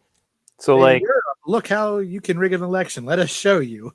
Exactly. right, Done. right, exactly. And as Clint Curtis pointed out to me, because like he talked to me considerably after this documentary was made, like years later, he's talked to a lot of countries, and like we are now one of the few countries left that even uses these things. Like that's just, and that's like you said, they're trying to sell it very aggressively. This guy was actually in Uncounted, which is another documentary about this topic. You should be able to find it on YouTube. And he just did the hack. He showed the hack because an election officer was saying, "Can you please demonstrate this for me?" And then he did it. And the guy in his job as an election officer was to be able to figure out and be sure that the election was fine. He looked at it and said, "Jesus, I'd have totally certified this. I would have had no idea." Right. So if you ever want to watch more about this, it's a video called Uncounted. You can find that documentary also on YouTube. So anyway, ready? Let's do it. I mean, ES&S is selling to Hungary, ES&S is selling to England. Also, a number of the manufacturers are using different brand names when they sell their machines globally. Isn't that at the heart of this privatization of our public election system? I think so, and I think it's a horrible idea. I just can't understand why anyone would think that in the United States it's a good idea to let a private corporation run our elections for us in secret, using secret machines and secret software. That's insanity. We should never allow that. All votes must be on a paper ballot, and there must be complete transparency in all machines used to process or tabulate those votes. Did you vote on paper or electronic Electronic. machine? What makes you think it was counted accurately? Well, we've been doing electronic voting a lot longer in some of the other states. Did you get a paper receipt when you voted? No, I didn't get a receipt. So what makes you think it was counted accurately? Well, then I guess maybe it wasn't. I think the last election was stolen for sure. And now there's some question of those voting machines and who is the people that own them. They're owned by, supposedly, I heard, friends of Dick Cheney. In an infamous fundraising letter to supporters in the summer of 2003, Diebold CEO Wally Odell promised to deliver Ohio's electoral votes to George W. Bush. Friendly gesture. To simply assume that we don't steal votes in the United States is patently absurd. In Mahoning County, where Youngstown is located, and this is verified by the Board of Elections themselves, 20 to 30 touchscreen voting machines recorded votes for candidates opposed to those selected by the voters, always jumping from Democrat to Republican. I can think of no other way this could have happened except this, that these touchscreen machines were programmed to default to candidate Bush. And if you did not override the default choice of that computer, you would be voting for Bush. As for investigating the 2004 presidential election in Ohio, despite a court order, 56 out of 88 Ohio counties destroyed some or all of their ballots from that election. It's like organized crime. I mean, right? Organized crime, people, when they don't understand organized crime doesn't go out and steal $1 million. What they steal is they steal a little every day. And I think that's what the Republicans understand, is that if you don't get too greedy and you steal some votes in Warren County, you steal some votes in Claremont County, you have some computer glitch problem here and there, suddenly you've got your votes.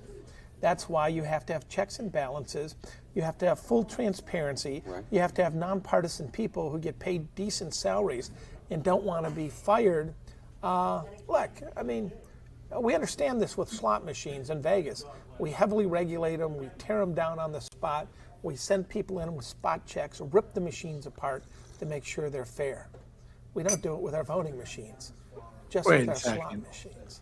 The key thing here is, if we want to immediately increase the level of security, you will start by releasing these absentee ballots. Because in state of California on average, in basically every county, 30% of the voters are absentees. You have very solid evidence if the rest of the bunch doesn't fall in the same line. You're saying release those things already right now. We're already scanning them with the optical scanners that have the image. Release those images. And since this doesn't really need more new legislation, you can start doing it right now. How would one keep this from happening?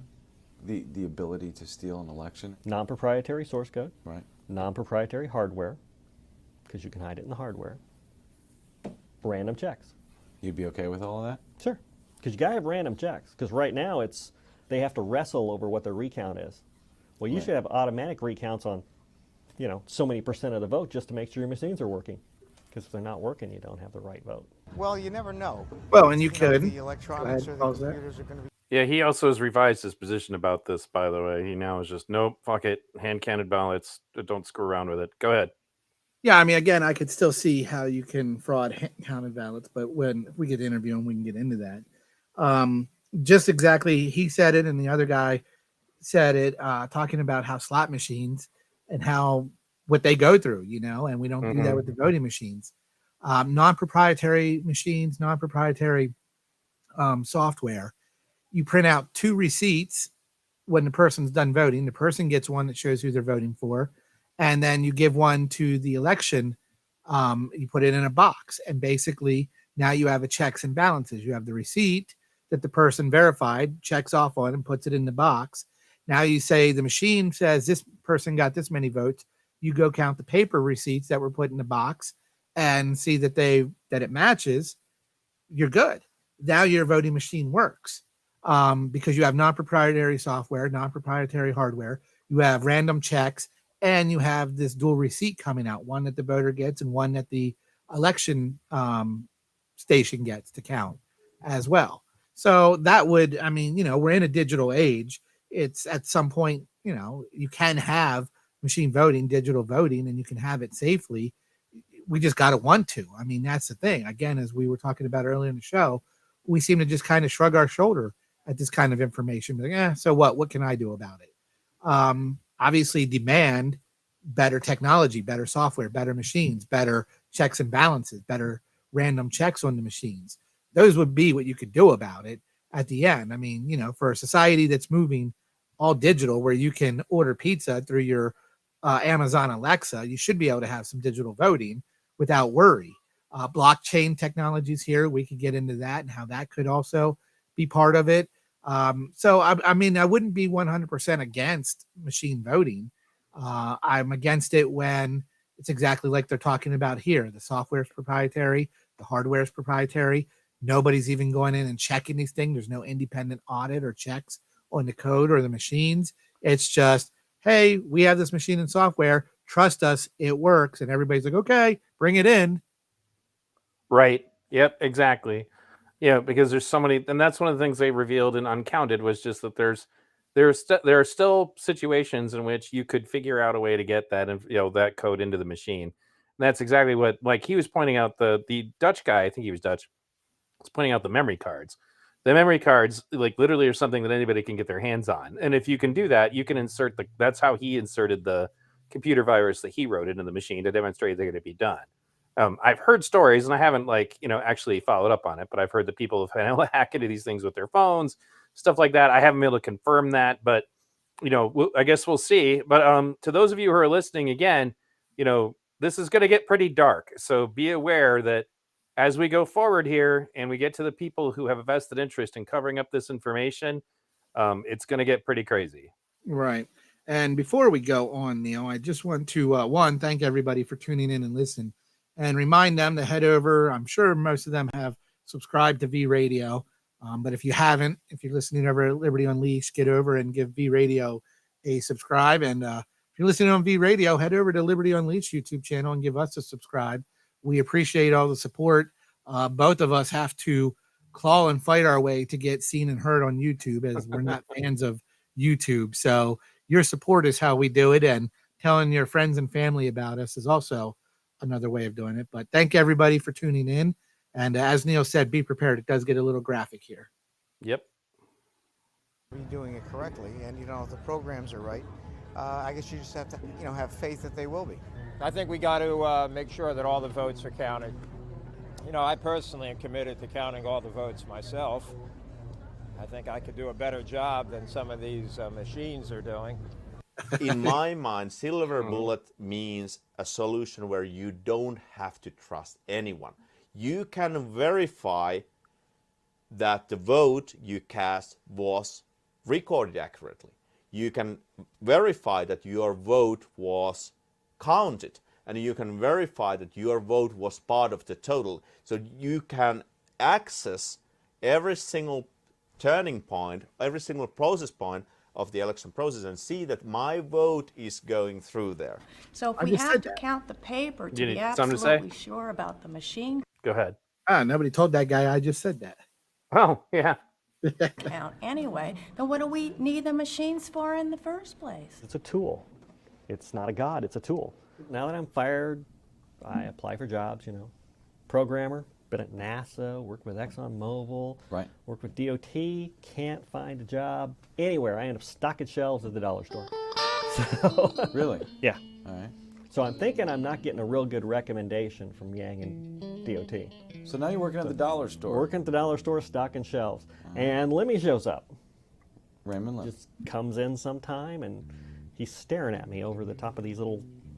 Now, real quick, guys, this is when the shit starts, so pay close attention to what he's getting ready to say, because this gets deadly serious very quickly.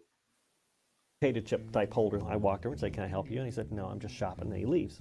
Okay. And then he comes in again, tells me that he's been working on the case on the side. He's looking into this on his own now? On his own. For fun?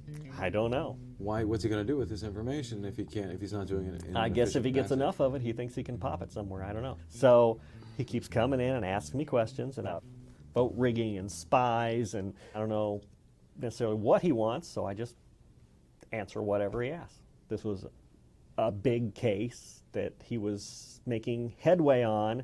It wasn't an official case because officially DOT was going to do nothing because Feeney wouldn't let him do anything. So I give him information, but he didn't give a lot back. Was he a friend of yours by that point? Not really. I liked the fact that he was actually working on it. Right. But I didn't necessarily know how much he was working on it and how much he was working on me. And what does he say? He's got it all ready to bundle up. He's going to pop the news in a couple of weeks, and I'll just be thrilled with the results. And I said, you better tell somebody. You better tell someone? Why? These people were not nice. Clint indicated to me that Ray Lemmy had told him that it was much bigger, that what he was investigating was much bigger and went higher. Clint said this to you? Yes, Clint said that to me. When he said all the way to the top, who did you think he was? Who was the top? I was thinking Bush. I didn't know whether it was just Jeb Bush or whether it went farther than that. From Feeney's conversations, he thought he was right with Bush. Feeney said that he was Yes. right with Bush. Right. Both George and Jeb, so. Lemmy says to you, this corruption goes all the way to the top. Right. And all I have to do is wait a couple weeks and I'll be thrilled with the results. So you waited a couple weeks. And he turned up dead in a Georgia motel room. What he was investigating was much bigger. When he said all the way to the top, who did you think he was? I was thinking Bush.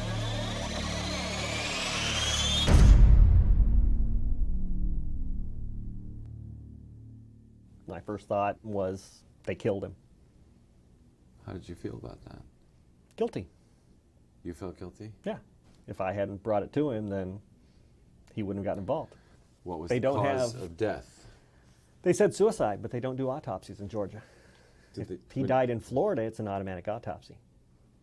You mean if How a convenient. suicide occurred in Right. Florida, it would be an automatic autopsy? Automatic But autopsy. A suicide in Georgia, not mandatory?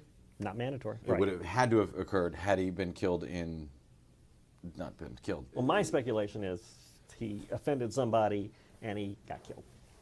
You feel he got killed? Yes. Um, Because the hotel he was at is this real secluded, tree lines on both sides.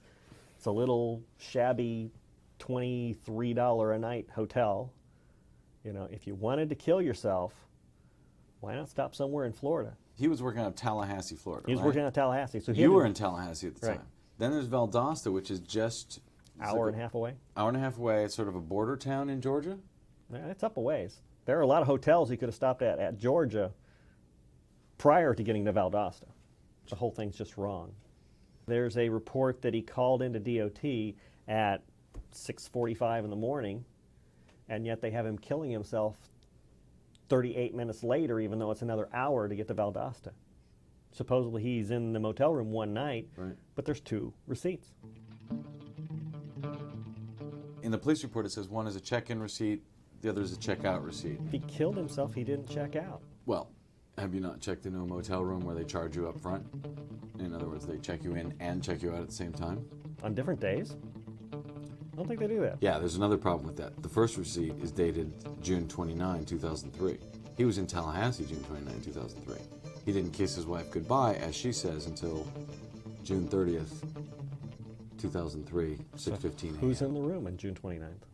In the hotel room, they found a blank legal pad and an empty file folder. And Right. every time he'd come talk to me, he'd have his little yellow pad and his little file folder full of papers. Are you suggesting that...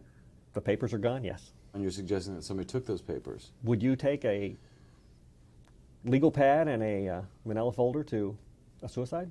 Maybe he wanted to have write a suicide note. Oh, the note's weird too, because he do you didn't mean? talk about his daughter. And the daughter was just about to be married. He mentioned his wife. Right. By name. He has one child, a daughter. Daughter. He does not mention her. Does not mention her. But every time we talked At the dollar store, part of the conversation was, how's your daughter? She's doing good. She's getting married, Doesn't mention her in his suicide note. Mentions his what? Did he sign his suicide note? Didn't sign it. He put a time on it.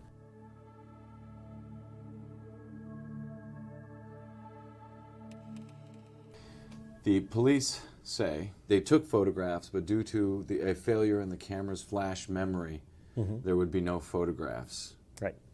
We've recently seen that there are, in fact, photographs. That conflict the police report.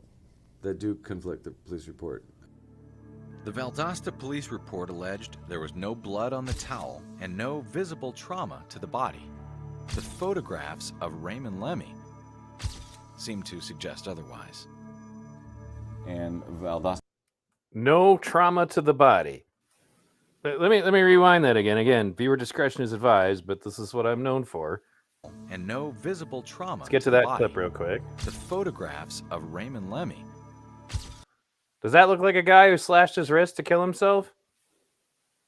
I mean, it's hard to tell by the photo, but I would still have to say it's a little suspicious, without a doubt. No, I would call it a lot of suspicious. Do you cut your shirt up when you're killing yourself with a razor blade? Right. And I mean, obviously everything, the report that they didn't get photos because of the memory card, and all of a sudden they show up. Wow, gee, so you did or you didn't have photos? And obviously he does this in a state, as he was pointed out, plenty of hotel rooms in between his house and this city, but he does it in a state where they don't do an autopsy for suicide. So what is curious, though, is why his family couldn't have his body brought back if it was suicide, if it wasn't a crime, and then have the autopsy done in Florida. Right, exactly. So that was never mentioned, and I'm curious. But yes, it does definitely look like this is a little bit more messy of a scenario than just a sit in a bathtub and slit your wrist. Absolutely. Seem to suggest otherwise. And Valdosta police have confirmed that these photographs are real, and that due to interest on the internet in December of 2004, they reopened the case of Raymond Lemmy. Also around that time, they spoke with someone at the Florida Department of Transportation, and that they closed the case shortly thereafter. Now, they won't tell me who it is they talked to at the Florida Department of Transportation. They told me over and over and over that they were not stonewalling me, and then they didn't call me back ever again. And remember, they're in Valdosta, Georgia. So what the hell does the Florida Department of Transportation have to do with an investigation that they're doing at a Georgia police department? So the fact that a call from someone at FDOT would lead to shutting down the investigation in Georgia, I don't know if there's anything sinister there or not, But Jeb Bush was the governor at the time. Feeney was a state house guy in Florida at the time. So go ahead. And how does the Department of Transportation of one state have that much power? I mean, how does the Department of Transportation have power in any state to shut down a suicide or criminal investigation? Right. Particularly one that happened in a hotel and didn't even happen on a highway.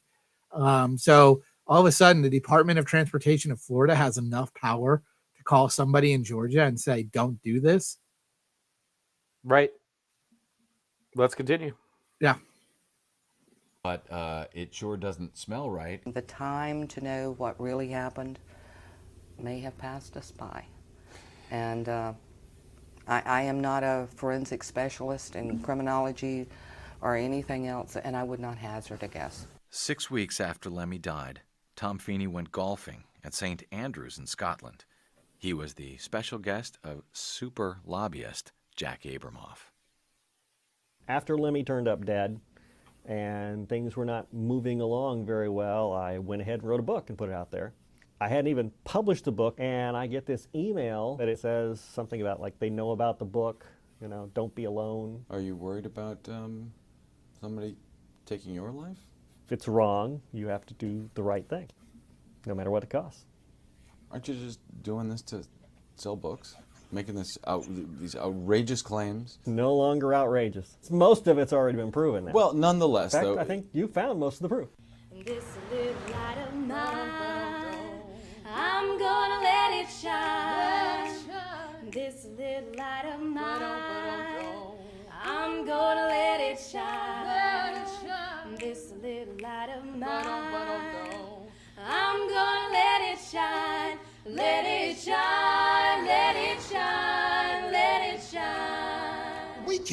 afford to fail. It's not an option. Democracy is not something we can play with. It's not a partisan game.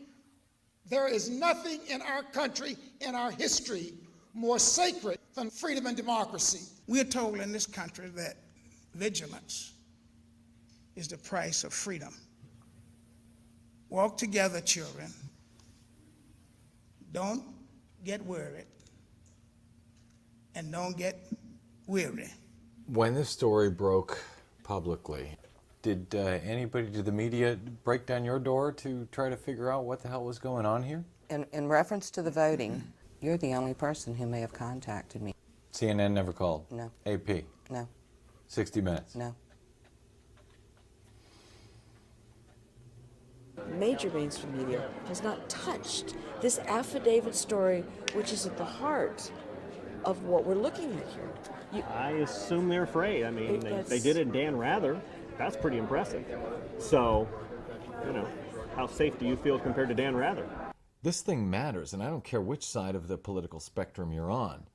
I say frequently when I speak, this is not about left and right. This is about right and wrong.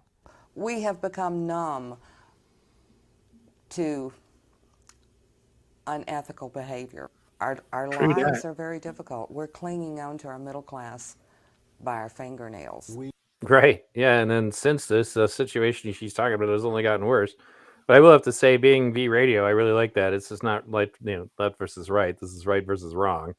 And it's really important, again, that everybody not get too partisan about this and think that your party is immune to being willing to do something like this. All the political parties are completely corrupt organizations. All of them have a vested interest in screwing up the democratic process. None of them are mentioned in the Constitution. None of them were intended to exist by the founding fathers who left, England largely to escape riots and assassinations because of fights between political parties. Sound familiar? Keep all that in mind. What were you going to say, Brian? Oh, I just, she's saying exactly what I think I've been saying all show. We're numb to it. We're very apathetic. And, they talked about vigilance and that people have to be vigilant and do the right thing. And it's just, we're too caught up in, American Idol's not on anymore, but we were more focused on who was going to win American Idol than who was going to win at the different levels of our state in terms of politics go. And, as you talk about the parties, people just go in there. Generally, if they're a Democrat, they pull the lever for all Democrat. If they're Republican, they pull that lever for all Republican. And no longer does policy matter.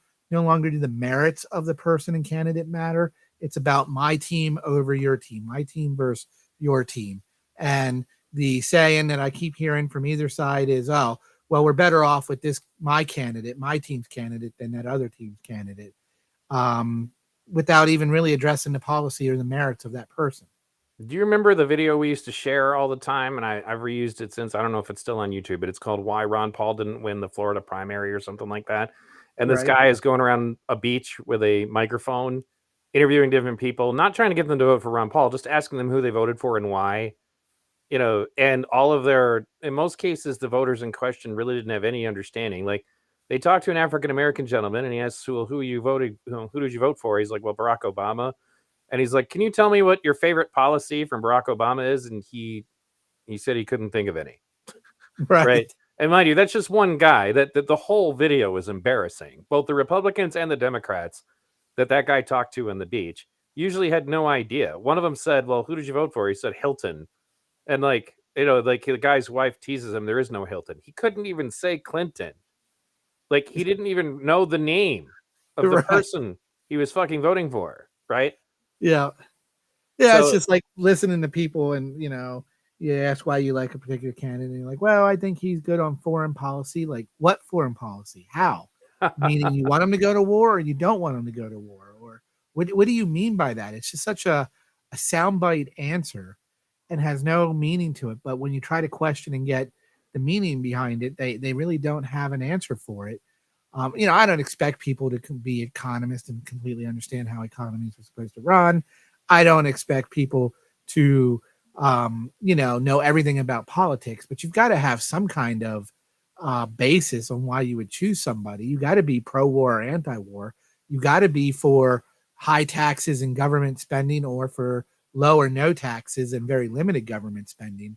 And if that's the case, and you are those people, then you should definitely know whether your favorite team, your party, is for that or not.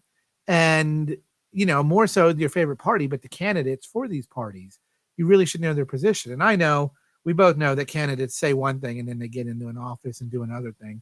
I'm pretty sure I can find a clip of George Bush talking about the evils of the IRS and we need to get rid of it. And of course, he didn't do anything near that in any way. Well, he So, was running against McCain back when McCain was the maverick, and McCain called him out for his positions because he used to claim that we don't invade countries and nation build. Like George Bush said that, meaning Jr., on the Right. debate stage. We shouldn't be invading countries and nation building or policing the world. And then later on, McCain's like, hey, wait a minute here. What did you say?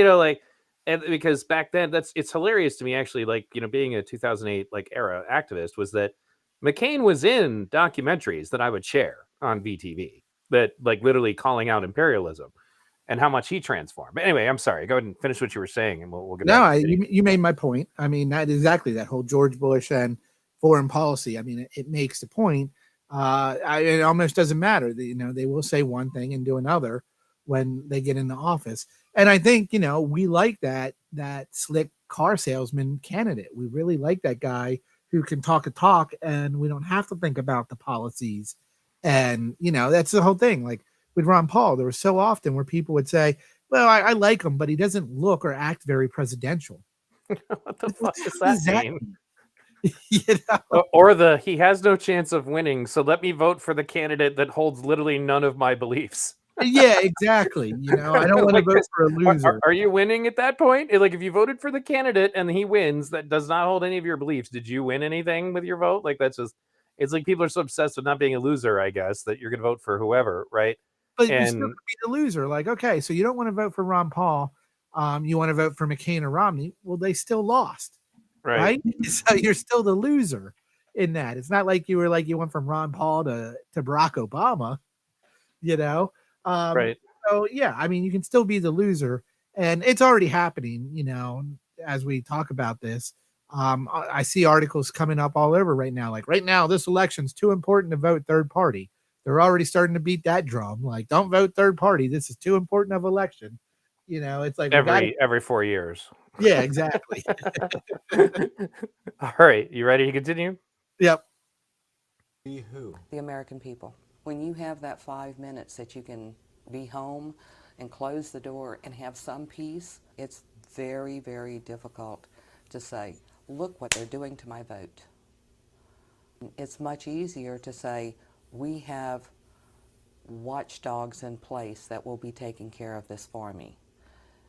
And I think what we don't realize is those watchdogs are not in place. You're at the center of a very explosive story where people have died, don't know if it was murder, don't know if it was suicide. Dogs have died, don't know if it was murder. Probably wasn't suicide. If it wasn't suicide. That's not funny. Yeah. I've never had this feeling before that there's no place to turn.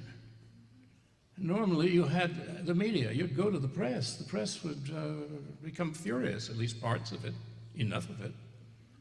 Or you go to your congressman, but nobody seems to care. We put this affidavit out in December. Of 2004. You seen it on ABC yet? I have not seen it on ABC. If you think that we're going to get any use from the corporate media, I think that you're sadly mistaken. So I'm saying go around it. There is so much that we can do if we begin to act like we, the people, actually have power, exercising it. And guess what? You act like you have power, and the next thing you know, I'll be damned, you've got it. What do we say to our ancestors who gave their lives for this right to vote? We're sorry. Remember the words of Benjamin Franklin when he left the Constitutional Convention at Independence Hall, and he was asked, what sort of government have you given us? And he said, a republic, if you can keep it. We have not kept it. We have not kept the flame, and we need to take this country back. Well, I don't know how much one vote counts, but collectively, I guess if we all lose faith, then, might as well go to the Iraq during the Saddam era, have unanimous elections, or have North Korean democracy where it's like basically unanimous and you get killed if you don't vote for whoever they want you to vote for. I mean, if our votes don't count, why bother voting? I think everybody should vote. If you don't speak your piece, then nothing's going to get done. Well, it's a democracy and everything needs to be counted correctly, and that's why one of the reasons why we live here. We're supposedly a country that is based upon democracy, and that's why we go out and try to export it and bomb it into other people. I want to take a second and comment on this because I actually interviewed somebody who made a film about that. Hold on a second, we'll get back to it. We're supposedly... So the beach that he's standing on literally had a cross for everyone who had died in the Iraq War. So just a little backdrop. That's what's going on here behind you. Yeah. Soldiers, not all the civilians, but soldiers. Yeah, we don't care about those pesky civilians, just the soldiers. Well, the anti-war activists that I talked to at the time certainly did, but the main point is that they were trying to bring some kind of a visual to it because people don't think about it. Like the numbers don't mean anything. So anyway. A country that is based upon democracy, and that's why we go out and try to export it and bomb it into other people, this notion of democracy. But it's important to us because we do claim and assert ourselves to be a democratic country that it actually exemplifies democracy.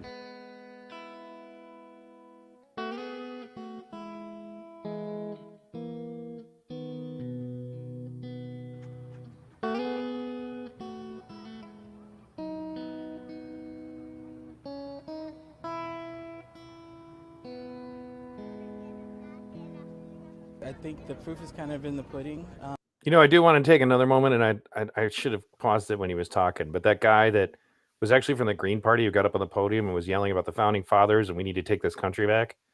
If you talk like that right now, you get labeled a fascist.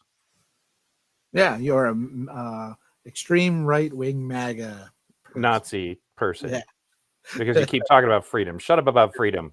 Yes, if you want to make America great again, you're the wrong person. You're bad. You're definitely a Nazi. You're a Nazi if you were concerned about freedom.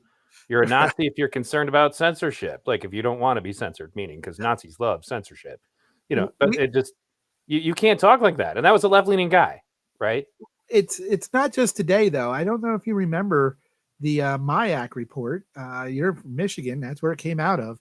This is the Ron Paul days, and if you were driving around with a bumper sticker that said that you supported freedom in some way, that you support the Constitution or Ron Paul, you were labeled as a domestic terrorist, and that when troopers pulled you over, they had to treat you as if you might be a person of a terrorist. The MIAC report was exposed by a friend of mine, and they basically shrugged that off as well. So we put it out there. We apologize. Sorry. They did apologize to Ron Paul for it because he was named in the report. But basically, if you supported the Second Amendment, the Bill of Rights, the Constitution, liberty, or Ron Paul, you were a domestic terrorist. Right. And this was 2008-ish. Well, and that comes back to something that Yuri Bezmenov always said. Like when people asked him, how do we stop this Soviet ideological subversion that had brainwashed our societies? Patriotism literally is the cure to ideological subversion. Like if there's a country that's coming in to try to demoralize your country, patriotism will be the force that will bring everybody together to fix it. So of course we need to demonize patriotism as literally fascism, right? And I'm not to say that patriotism cannot develop into nationalism. It certainly could, but that's not, being a patriot of the United States isn't going to make you a fascist. Not if you are being honest and in good faith at all. So, right. I'm not a fan of patriotism, mostly because that's where it generally leads to is nationalism, and then we've seen what happens there. I do find it in some way, just as George Carlin was pointing out, silly that you can be proud of something you had no control over where you were born. I mean, you could have easily just been born in North Korea or Russia as well. You have no control over, and yet you're completely proud of it. Again, you can be proud to be free. You can be proud to be an individual, I think, but worshiping a flag, a cloth with some kind of symbol on it seems silly to me. But you are a fan of North Virginia patriotism, right? Well, I don't think most people in the audience get that. That's like a really old school V radio joke to guys. All right, you ready to continue? Yes, let's get this done. Yep. When I see things start to change for the betterment of the people, rather than policies that seem to benefit corporations and the wealthy, when I actually start to see things and government enact policies that actually help everyday people, then I'll believe that voting is working. In his continuing effort to demand accountability and to publicize his story, Clint Curtis ran for Congress against Tom Feeney in 2006. Feeney refused to debate Curtis and outspent him by a factor of 26 to 1. Theirs was one of 4 congressional races in Florida that were contested in 2006, prompting Florida's new Republican governor and the Republican legislature to mandate that they would vote on paper ballots in the 2008 election, where Curtis will run again against Tom Feeney. Mavis Georgalis spent years in the courts fighting both the Yangs and FDOT. Ultimately, she was reinstated with full back pay and awarded a large settlement from the Florida Department of Transportation. In August 2007, Diebold changed its name to Premier Election Solutions, Inc. I think what Clint Curtis is really an object lesson in what can go wrong and how easily it can go wrong. In fact, we don't know if his software and his code was ever used in any voting software. But the fact that we're not able to look at the software that is used to count our votes, this secret software that is used to count votes in America, the world's greatest democracy, is frankly a scandal. And we all should be very concerned about that.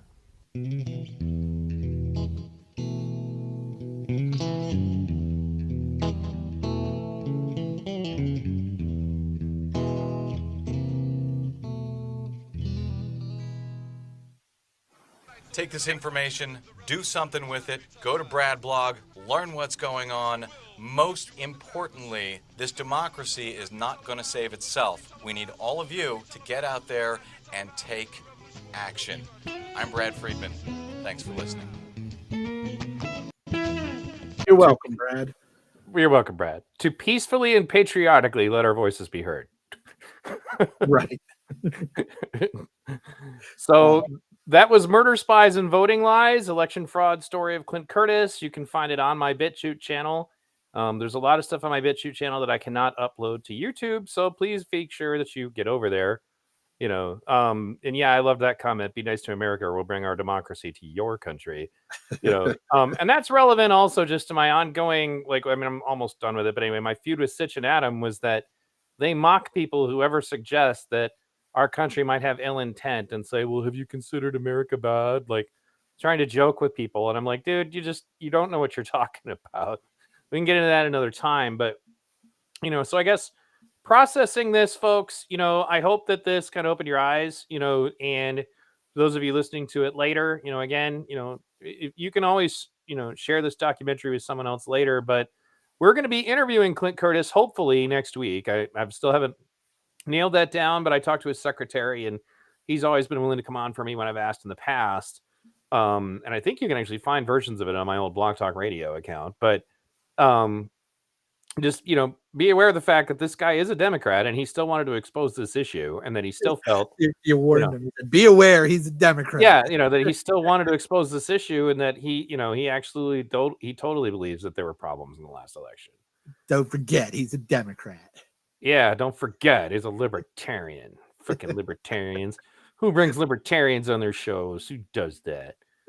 Freaking libertarians. Yeah.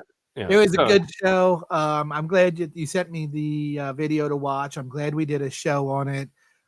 This is one of those times where I wish our show got tens of thousands or hundreds of thousands of views to it, because this documentary has been out for a while and it's the first time that I've seen it. Obviously, there's information in it that I knew about or I remembered hearing about back when that was going down, like the guy in Georgia.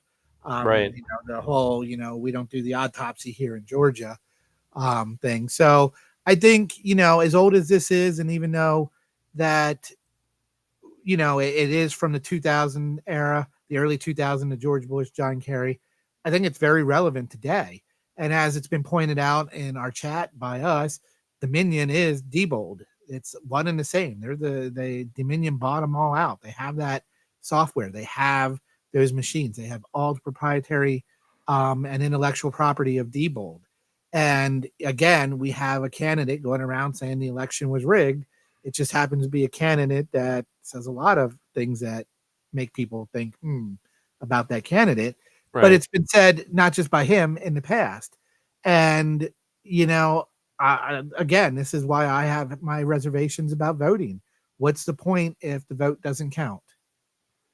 Right. And that's also why my view now is that you vote because you vote according to the policies that you like.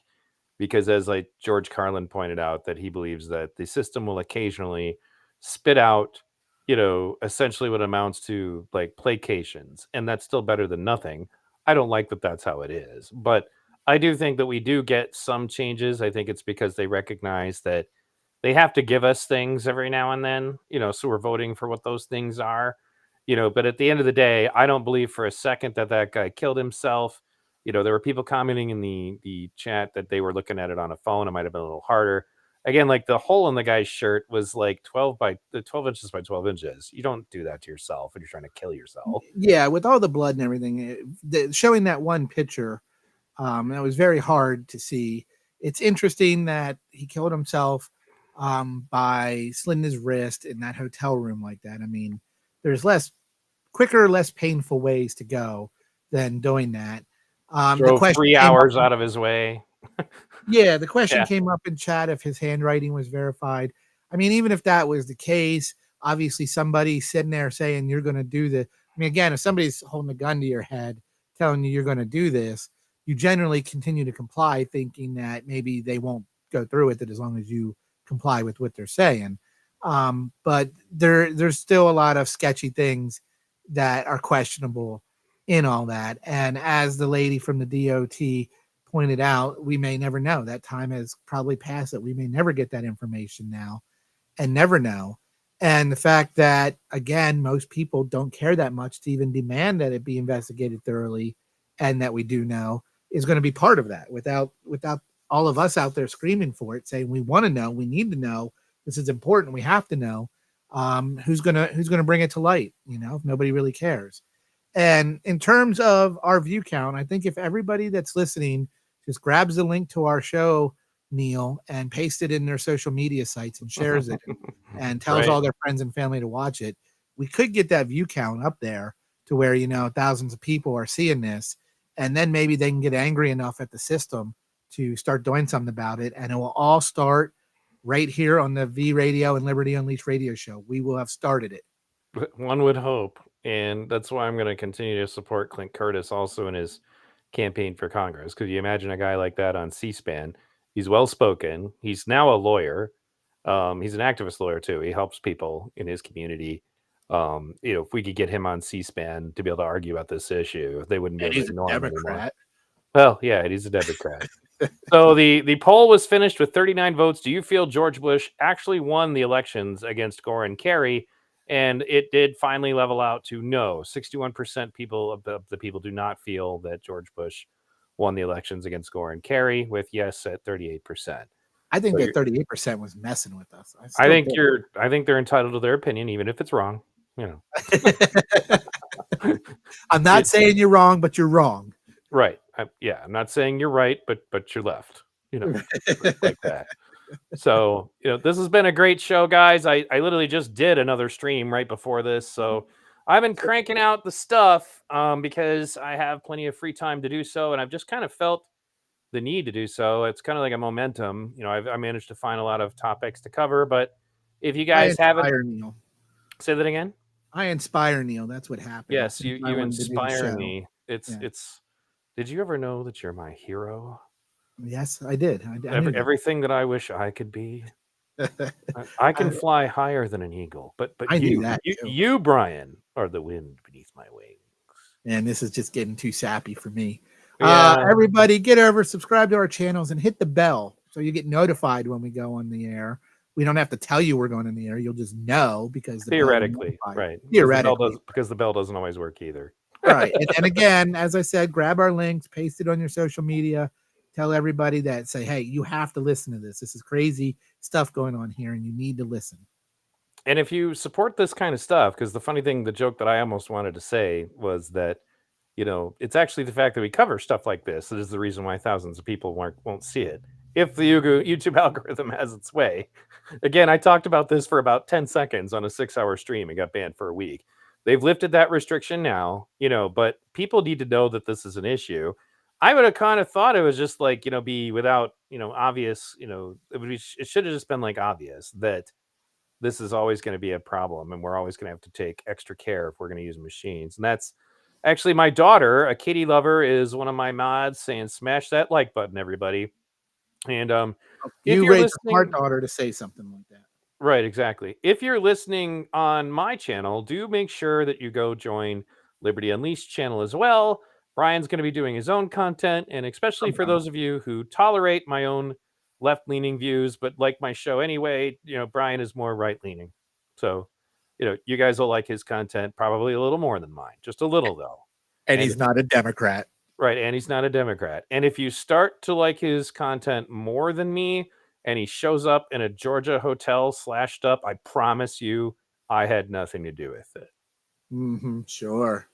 And you I don't didn't even know where Georgia is. That's probably I didn't even shoot his dog. Isn't Georgia in Europe somewhere? Wasn't there like a war there? Yeah, I do have a dog. She's a very beautiful dog, so don't shoot her. Well, then don't get more popular than me. This is a very simple thing, right? All right. So Tara Thrall says, "Hey, done."